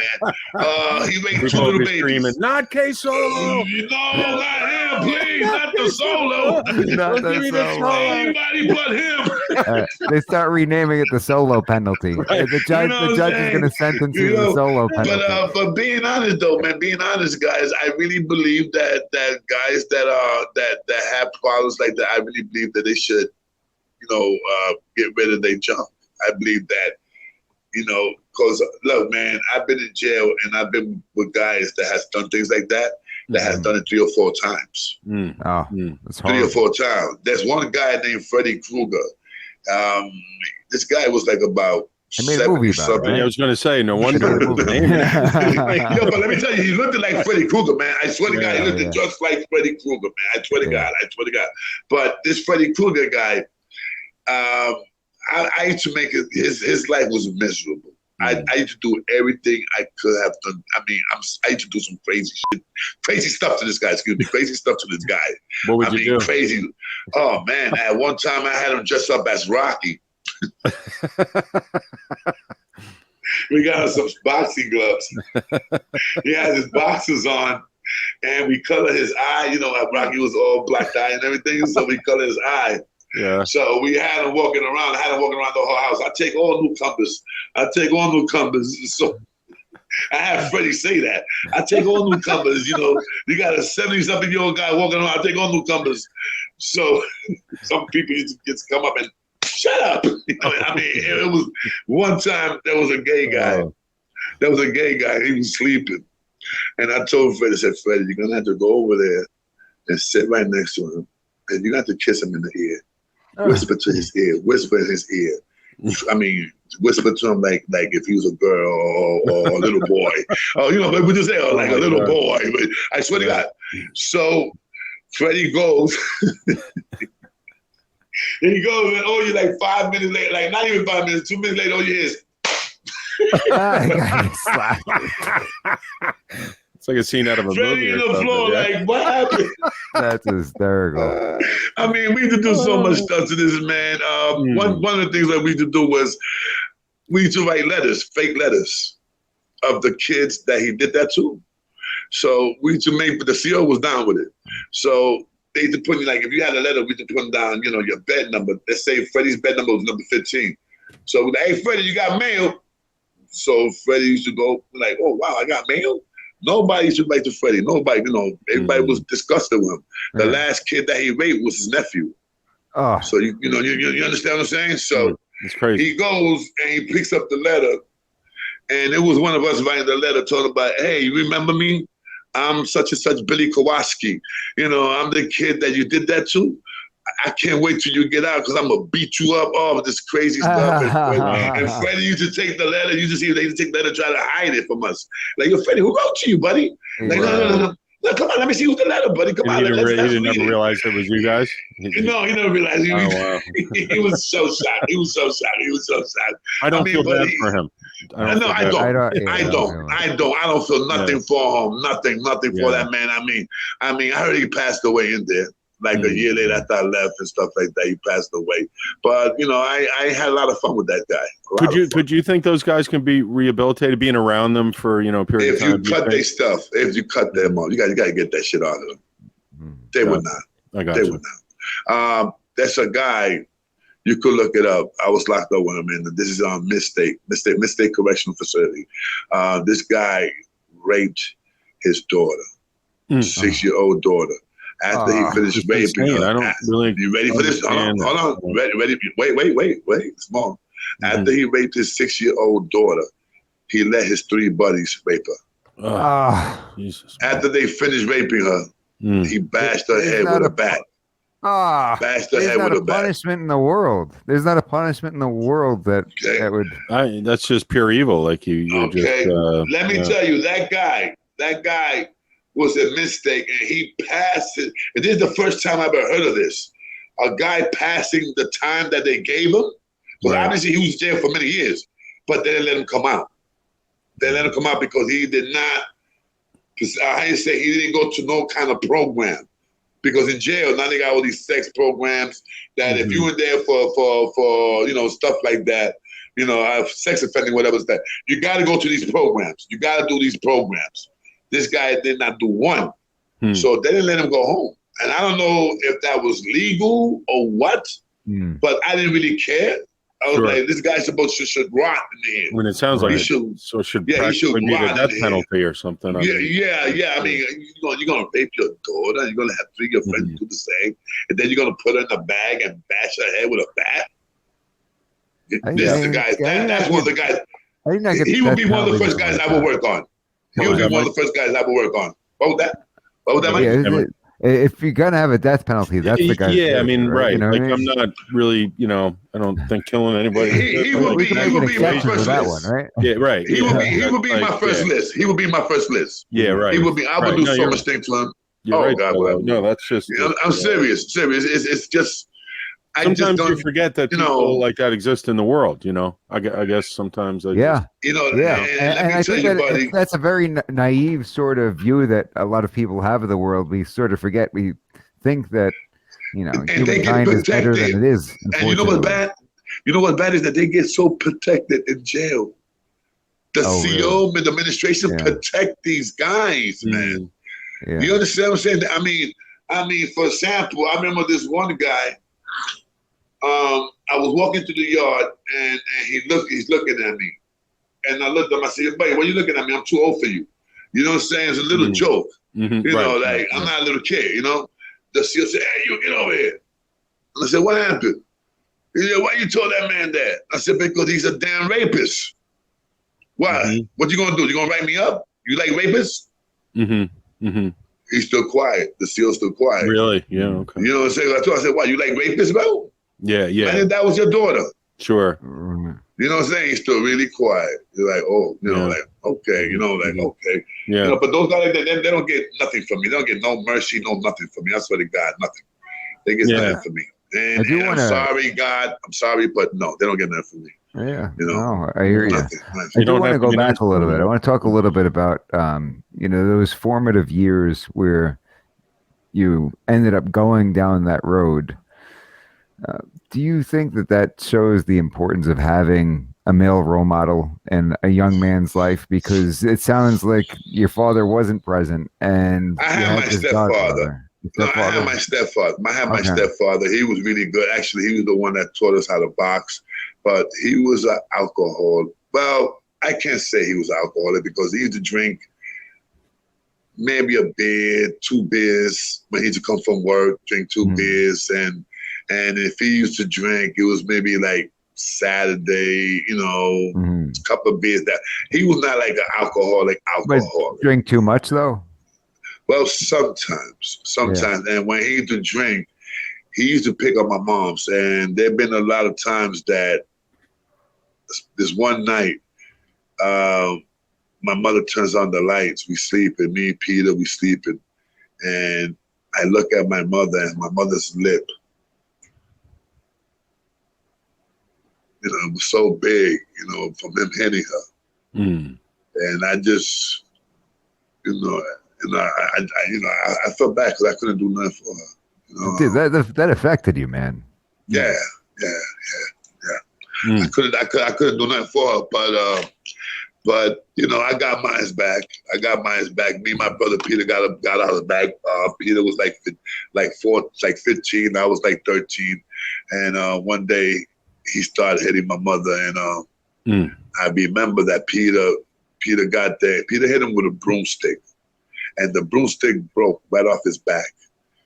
And I'm thinking to myself, that broke off his back. So he goes after Peter. So first thing I did, I grabbed a bat, a real bat. Wow. And I hit him right on the knee. I wanted to hit him like right on his ribs, but I caught him on the knee. And that's the first time I heard him scream like a bee. Because he went down. Then I hit him again, like right here. Boom. And then Peter took the bat off of me, and Peter hit him in the back. Boom. And just put like this, ambulance had to come pick him up. Wow. Ambulance had to come pick him up. And we told my mother right there, listen, if you go back with him, we're going to our grandfather's house. We don't want you going back to this man. You know what I'm saying? I mean, he was a good provider, no question about that. We always had the best apartments. I mean, the man was, he was intelligent like that, man. I mean, his thing was painting. He was a painter. And I swear to God, every apartment that we had, it was beautiful because this guy was incredible with making beautiful apartments. I mean, he was a glass cutter. He knew how to cut glass, so he used to cut glass into diamonds, into stars, half the moon. Yeah. And he used to put them in the walls, like he'd stick them in the walls and paint the walls black.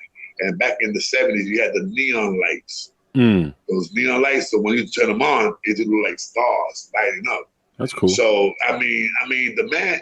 I gotta say, every apartment that we had, people used to envy it. But he used to get, he had his days that he was a real B, Would he shift, like his personality would shift when he was drinking? Is that what would happen? Well, I don't know what it was, man, but he used to want to hear rings or something because he always wanted me and Peter to box at that time.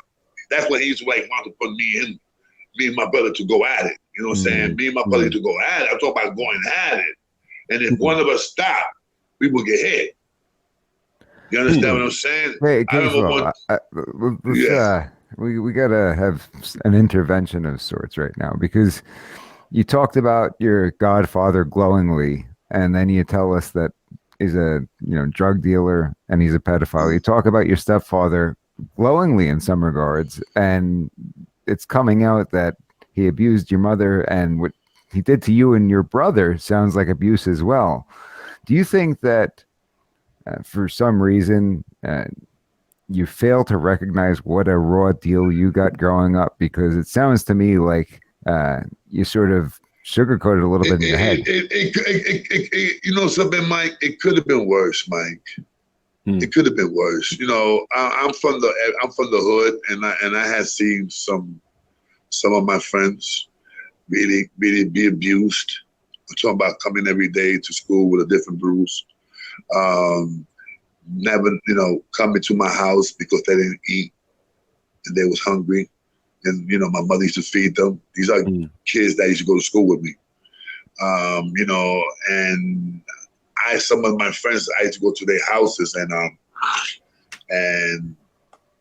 I seen really, really, really bad stuff. So You could always For find me, somebody who's got it. You could Mm. always find somebody who's got it worse. That's really not yes, the point. yes, But I think yes, the point yes. is that I, regardless. Mike.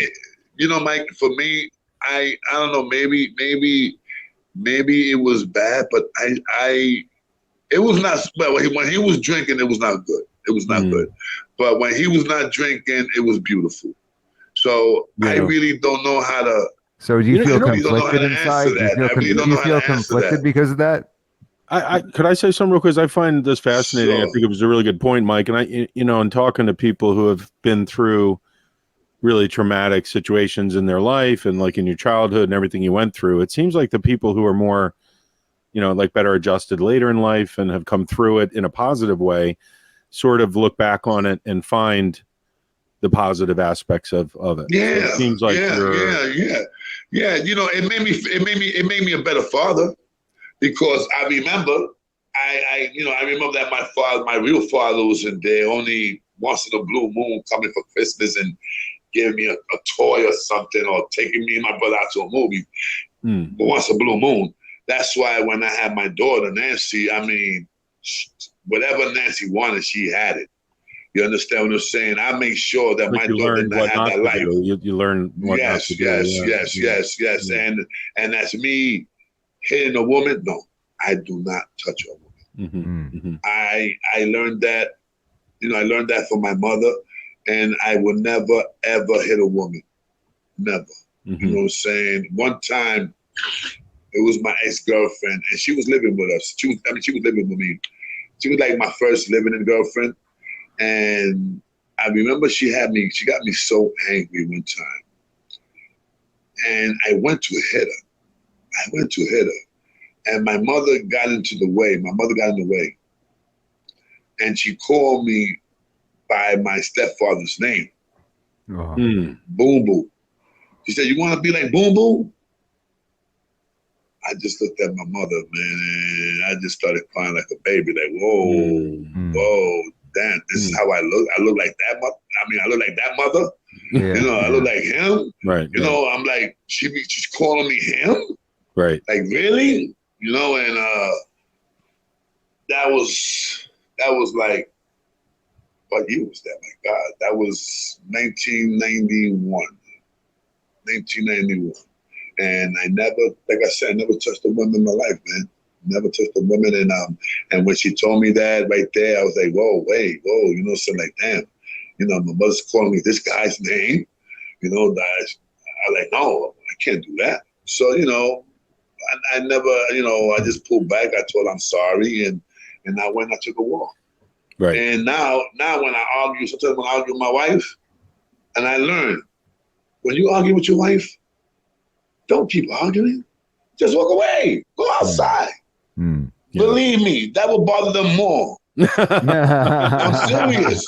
I'm serious. That will bother them more. Light up a cigar and take a walk. You take a walk. I'm gonna take my bogey. I'm out of here. I'll take a little walk, or I'll take my other kind of bogey. The made up one.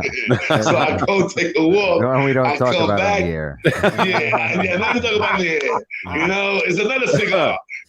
So when I do is I come back and she's making my food. You know what I'm saying? I'm like, that's for me? Maybe. The old maybe. Yeah. You know what I'm saying? I'm like, okay, baby. I love you, right? And right there, that's it. I broke it down. She's like, it's for you. How'd you get into cigars? How'd you get into cigars? Man, something? I got into cigars. I used to buy them so much. So many, I used to buy them and take just to use the for a while. Yeah. And one day I bought a box and I said to myself, damn, that's a lot of cigars there, man. I don't got that much stuff. So I started smoking it. I said, let me smoke. Matter of fact, I didn't have no cigarettes. And I smoke, now I smoke maybe 1 or 2 cigarettes a day. I swear to God, from 1 pack a day to 2 cigarettes a day. That's good. So one day I started smoking a cigar and I kind of like it. I take 2 or 3 drags and I shut it down. That's it. I won't light it up probably for about 2 or 3 hours. Then I might come back and just turn it off and that's it. But I see this a one is cigar cute. lounge in our future. At some Yeah, we should definitely do this in person while we smoke cigars. Yeah, we have to do that. Yeah. I got a friend of mine that he's from Australia. I met him in the show. I met him on my show. The man brought me 10 Cubans. Wow. Oh, nice, nice. Yeah, that's a good friend. That's still what I call it. Mike gave me a few Cubans recently, and they had the real good ones. The real they're good really ones. good, and they were from a mutual friend of ours who's not around anymore. So Man, let me tell you.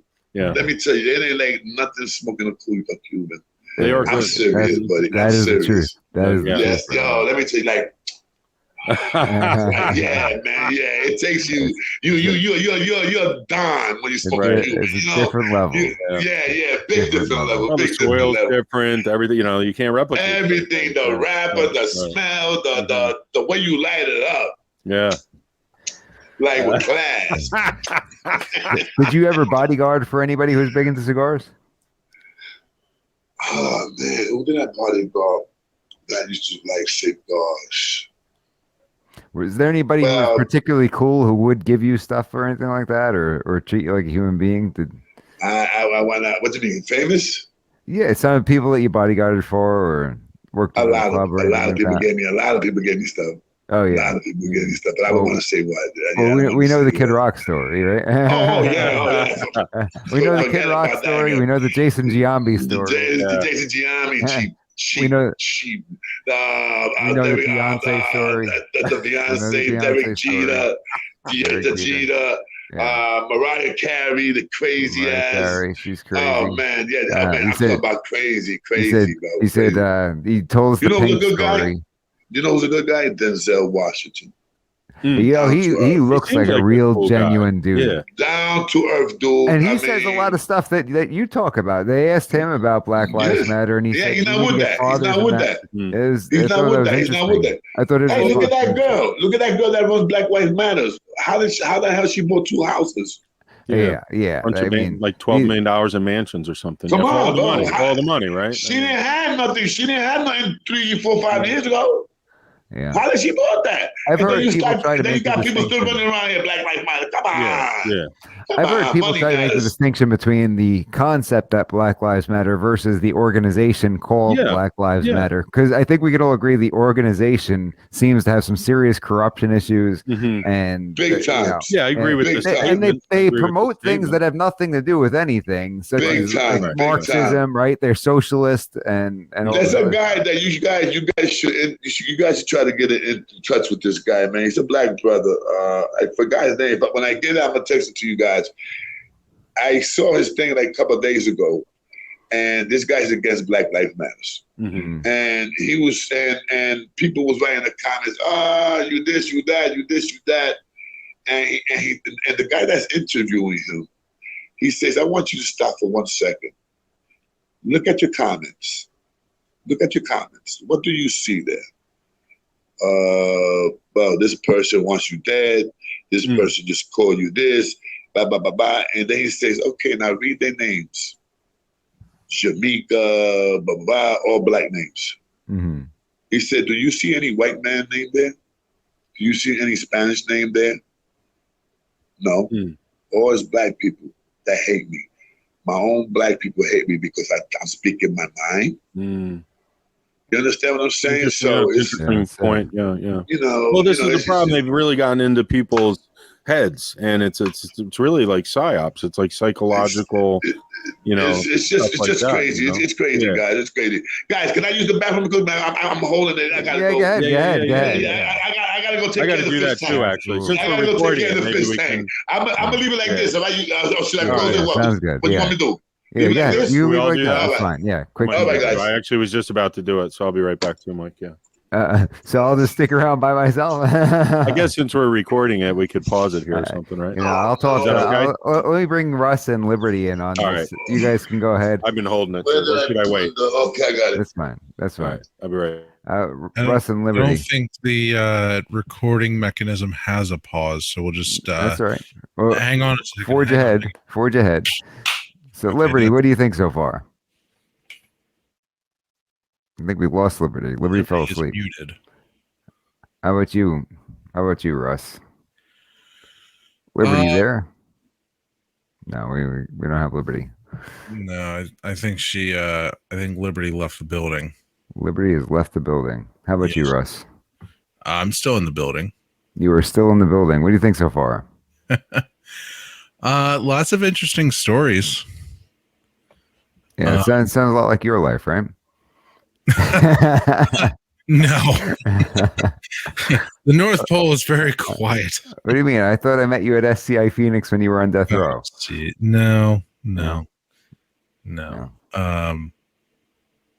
You ever been to the joint, Russ? No. No. No. I thought I heard. Thankfully, no. I thought I heard from somebody that you were. I don't know where you would hear that from. Oh, that was Susan. I'm sorry. Susan was in the joint, right? No, I got this job at like 19, so no. You didn't have any time to get in trouble. No, I didn't. Okay, my wife is listening to me. My wife is listening to me talking. She said, "You're not on your show, right?" And I say, "No. Why you say that?" She said, "Because you're talking really calm today. I mean, you're really calm." Yeah. So like, okay, talk to some real people. Talking to some real people. Now, I ain't talking to no street people here. I don't gotta be screaming. This is a different side of the camera.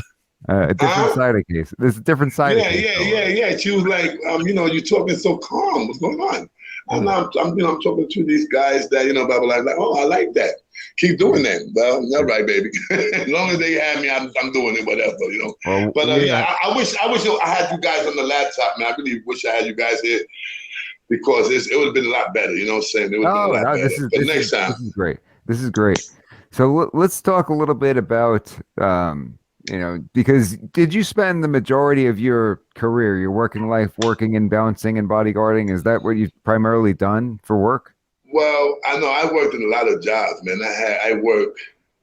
My first job was a company named White Rock. It was a soda company, and I was. I remember that. I remember that there was a little like an angel and sitting down on a piece of rock up like that. Okay, it was a cheese soda. It was a cheese soda. Factory, and she had the tattoo on her arm of the White Rock. She put a tattoo on her arm. Oh, she was dedicated. Her grandfather worked at the factory, so. Okay. She was dedicated, but I worked there, and then I worked for McDonald's. I worked at Mickey D's. I worked for this how you call it marathon stockings. It was the expensive stockings.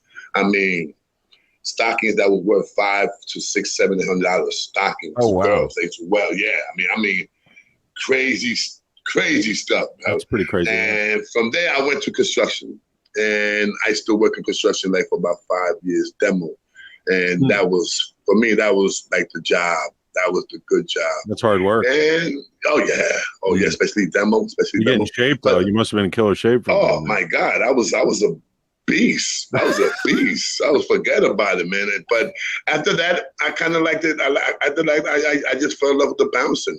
The bouncing. I fell in love with the music. The beautiful woman. I mean, man, I could tell you stories. Guys, I could tell you stories. Man, I could tell you. Easy place to get in trouble though. If you're doing that kind of work. Yes. If you don't know what you're doing. The answer is yes. Yes. The best thing you do, don't drink while you're working. Yeah. Don't drink. Yeah, don't drink. Did you work with other fighters? Did you work with other fighters? I worked for a few. Oh yeah. What do you mean? What you mean? The people who bounce with you, ever work with anybody who is also a fighter or anything like that? I worked with two dudes that was black belts. Karate.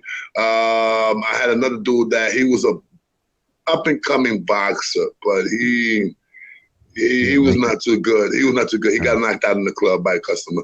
So wow. Yeah. So I didn't use them no more. I didn't use them no more.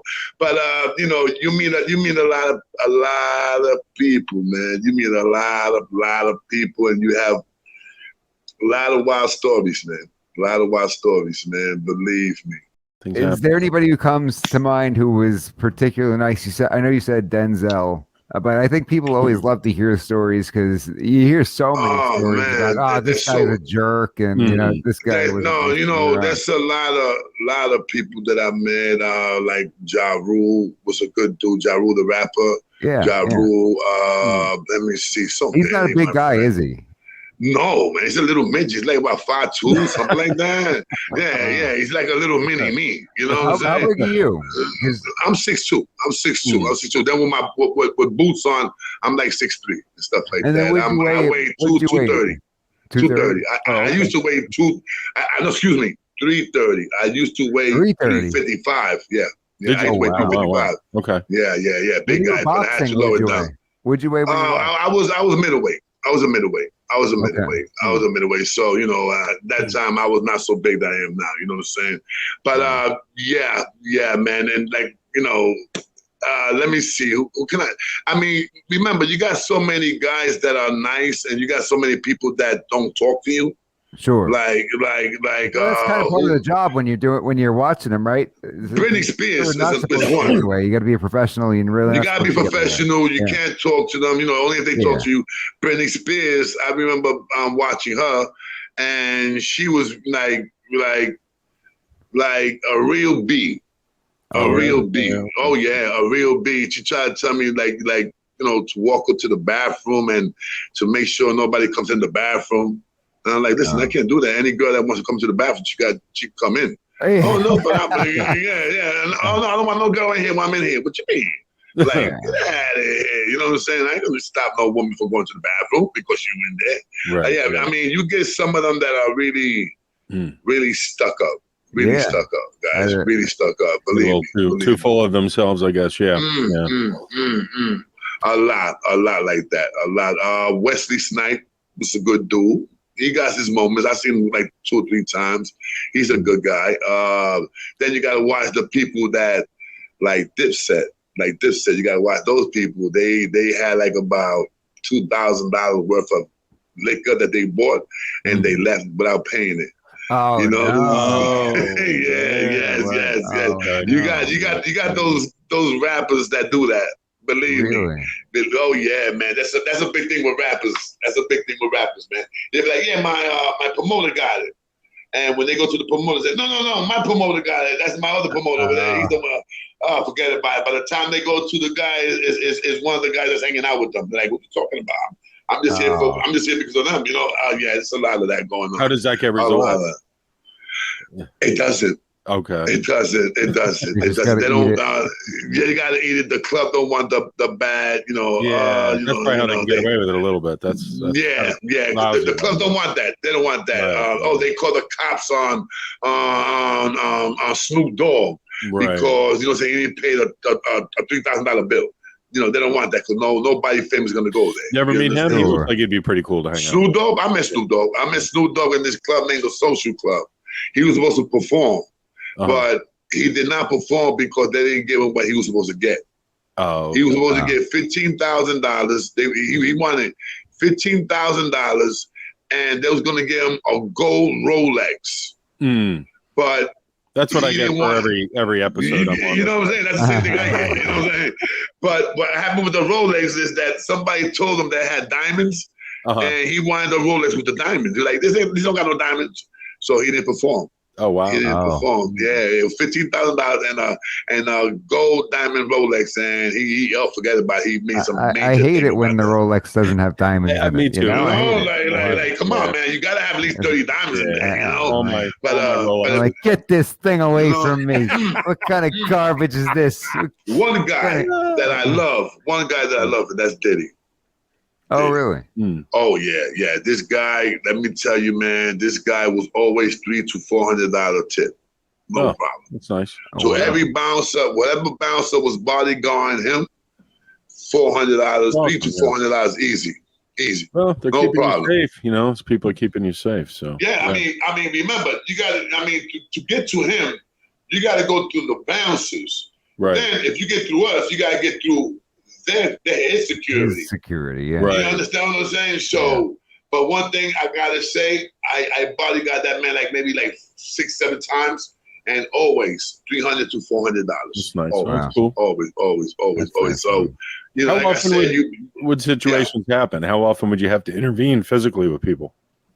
like famous people No, or I mean regular like people? people trying to get to them or do something to them. Oh, constantly. Yeah, Constantly. Oh, yeah, constantly, man. I mean, when you got some people like that famous, first of all, we keep them in the VIP section. right. Everybody and their mother wants to go to the VIP section. Sure. You know what I'm saying? But the VIP section, you got to buy 3 bottles and better. You understand what I'm saying? You just cannot go to the VIP section with a cup, with a cup of drink. No, you cannot. You know what I'm saying? Bottles of what? Excuse me, could I get a water, please? Could I get some? You know what I'm saying? You know, but like we're talking about Cristal. We're talking about stuff like that. What are those go for? I Poppin'. don't even know. Well, Cristal could go for you easy $800.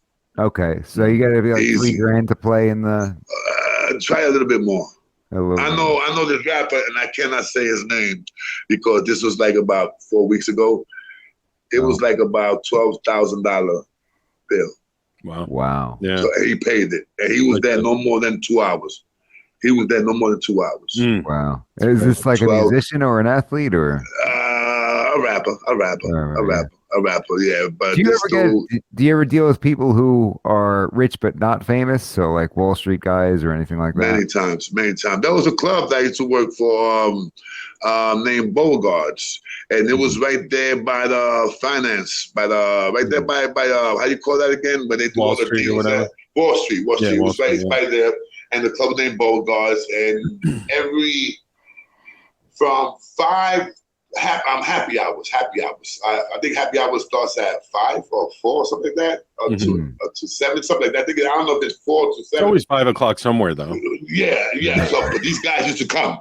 I'm talking about suits and you hear what they're talking about and the deals and something. Sometimes I used to have a tape record, like I want to hear something good there, man. Yeah, you gotta make some money in the stock market. You know what I'm saying? But I never had that. I never had it, man. I never had that chance, man. But they used to be on some hush stuff, like. But believe me, a lot of rich people, man. And then you got your fake. Treat you? Does anybody treat you nice or not nice or? You got those that don't want you standing next to them. Oh, really? Believe me. Oh, yeah. They think it's better than everybody. Oh, yeah. Believe me. You got people that like if they lost or something like that, like, where's the bathroom, sir? You'd be like, well, the bathroom is downstairs. And they're like, well, can you take me? I'm like, all right, I'll take them, and not even a thank you or nothing. Not even a thank you. They're afraid to go to the bathroom alone, huh? No. They just want somebody to walk them to the bathroom. Okay. They just want to look up. They just want to look a point. You understand what I'm saying? They want to look a point. About appearances. You know? That's yeah. I'm walking with a bouncer here. You know, he's taking me to the bathroom, and not even a thank you.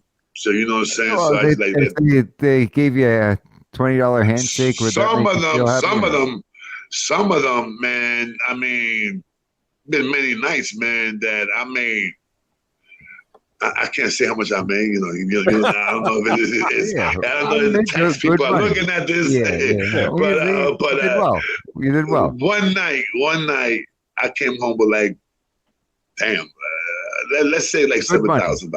$7,000. Yeah, good money. $7,000. New Year's Eve. Yeah. Nothing wrong with that. Not at all. I love it. Who gave you the biggest tip out of anybody ever? I know you got to remember that.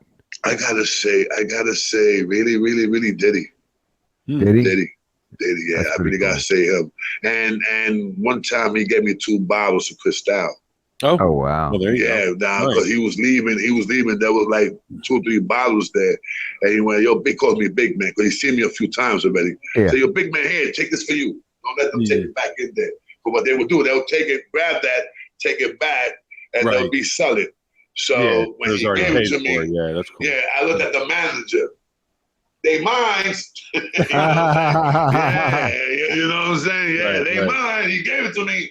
So Cristal and $400. I mean, they, like I said, you get paid, and sometimes you meet one of them that like the way you work, and they want you to work for them. Mm-hmm. You know what I'm saying? Like Diddy, I work for Diddy. I would have worked for him steady at one time, but I call it parole violation. for Oh, working in really? the club. Yeah, for working, because when you're on parole, you cannot work. Be on Oh, the clubs. wall. Okay. Yeah, because of the liquor and curfew. Yeah. So We just said it's not really a good environment. Yeah, for- yeah. So, but you know, it's all good, man. It's all good. I always have fun, and you know, I'm thinking about leaving it alone. Now it's been like about a few months that I've been like, think I'm gonna retire, yeah. and I think I am. It's about time. Yeah, because I'm not that young kid no more. The music's bothering me now. How many kids do you have? I have 2 daughters. Nancy Lee, beautiful. I love her to death. And I have my other daughter. Well, the other one, well, how can I say? She looks like me and blah, blah, but I still want that test. And I don't know if that's bad. I don't know if that's bad, but I just want to know. I don't know. It's something that I just want to know you minds for real. You know, I don't know if you guys understand what I'm trying to say. Like, well, that's easy these days. Why don't we she make calls a me video out of it? daddy, you know, but I never get to see her. That's the whole thing. I never. You- We were Would supposed she be willing we were to supposed send to us do it. a lock of her hair? If she can get us some of her hair, we can do the test. What? Next time I see her, I just pull her hair. There you go. Anyway, Right. Come here, kiddo. you can let me get a piece of your hair, sweetheart. I just want from remembering. I just want to remember you with your hair. And Yeah. and I'll get it dressed would be up like nice. Maury Povich. I'll get There we dressed go. up like Maury, and then I'll You have know, I was thinking about that. I I'll was have thinking the about card that and I'll going to the say, show. okay, You hear me? Solo. I was thinking about it. You are not the father. You are That would not hurt me. the father. I would look at the mother like I knew it was in mine. You know, but I can't. You know, I was thinking about doing that for the morning show, but I said, nah, I can't do that. How old are your kids?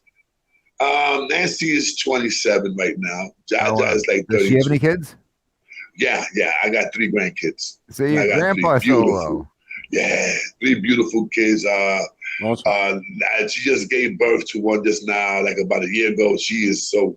I mean, not because they're my grandkids. It's just the truth of the truth. They're beautiful, beautiful. Yeah, And, kids are awesome. Yeah. Yes, man. And I just, at this age, I just want to spend time with them. You know, forget about everything else. I just want to spend time with my, I call them my kids. You know what I'm saying? So that's what I would like to do, spend some time with them. You know what I'm saying? But I don't know if that's going to happen, you know? I don't know if that's going to happen. They're in another state. I'm over here. They live in Where are they? Yonkers. Yeah, I'm not Yonkers, Connecticut. So God, that's not that far. Come on. yeah, I know, but you know what it is, man, is that the mother, my ex girl, she's the devil. You know what I'm saying? She's the devil. Her name is Eva, so imagine Eva for evil. You know what I'm saying? So yeah, man, she has a lot of things she has to do with it, but me and my daughter not seeing eye to eye like we're supposed to. You understand what I'm saying? Yeah. Like, you know, how can I say? She poisoned my daughter's mind. Saying I was never there. Too late. Yeah. Never too late. Yeah. No, never too late. Never too late. I call her mostly every day. I talk to her on the video, stuff like that, and you know, she invited me to go over there this month, and I might go over there for a couple of days. That'd be nice. You know, that would be something different for me, you know. And I'm looking forward to that, man. Definitely am, guys. Definitely am. So, you know, let's see what happens, man. Maybe I'll come back and do a show about that. Yes. We'll get the update. So the kids, and the baby is mine. The daughter, she is my daughter. There we go. It's official. You know, it's official. You know, she's my daughter. You know, once I'm done with this, I'm gonna call Seabiscuit and say, "Where you been at? Man, when's the last time you guys saw Seabiscuit?" Yeah, we got to get together with him too. Yeah, man. We all get together. He got some good stories, man. Seabiscuit got some good stories, man. We'll get him on. I got to get Mike to stop working 36 hours a day. Oh, hey, that's what pays the bill, buddy. And plus, he's a lawyer. You know, come on. Yeah. Hey, Mike, I just want to know something, man. As a lawyer, I mean, do you see a lot of? Do you defend like murderers and stuff like that, or you do different kind of? I do justified use of deadly force cases. So if somebody has to kill somebody to protect themselves, that's the kind of. That's what you do. That's what you do. Yeah, that's the type of. Did you ever took a case that the guy tricked you? I know you might not answer that one, but I know you're not going to answer that one. We'll talk on that one day when we ourselves. We'll talk I'm watching too much movies. Like the primal fear. We were dancing out there, Marty. We were dancing. There you go. There you go. The primal fear. There you go. That's the one. Okay, so thank you so much for joining us on this show. It was so much it's fun. A pleasure. It's a pleasure. It's a pleasure, guys. Guys, I just want to say thank you, man. And believe me, I'll be watching your show. Believe me, I swear to God, I'll watch your show. Absolutely. I mean, I love it. I love it, man. So I hope you guys, do your thing and become famous. Big times. You feel me? God bless you, Big sir. time. Hold on, guys, real quick. All right, so I'll see you guys, man, and let me know how it turned out. All right, guys? Thank you. That would be great. All right. God bless you guys. Same to you, my brother. Peace and love, brother. God bless. Right. That's all the time we've got for today. Stick around for We the People, the Constitution Matters. Pastor David Whitney, Professor Phil Duffy. I'll be joining as your legal analyst. We miss you, Ellie. Daddy loves you.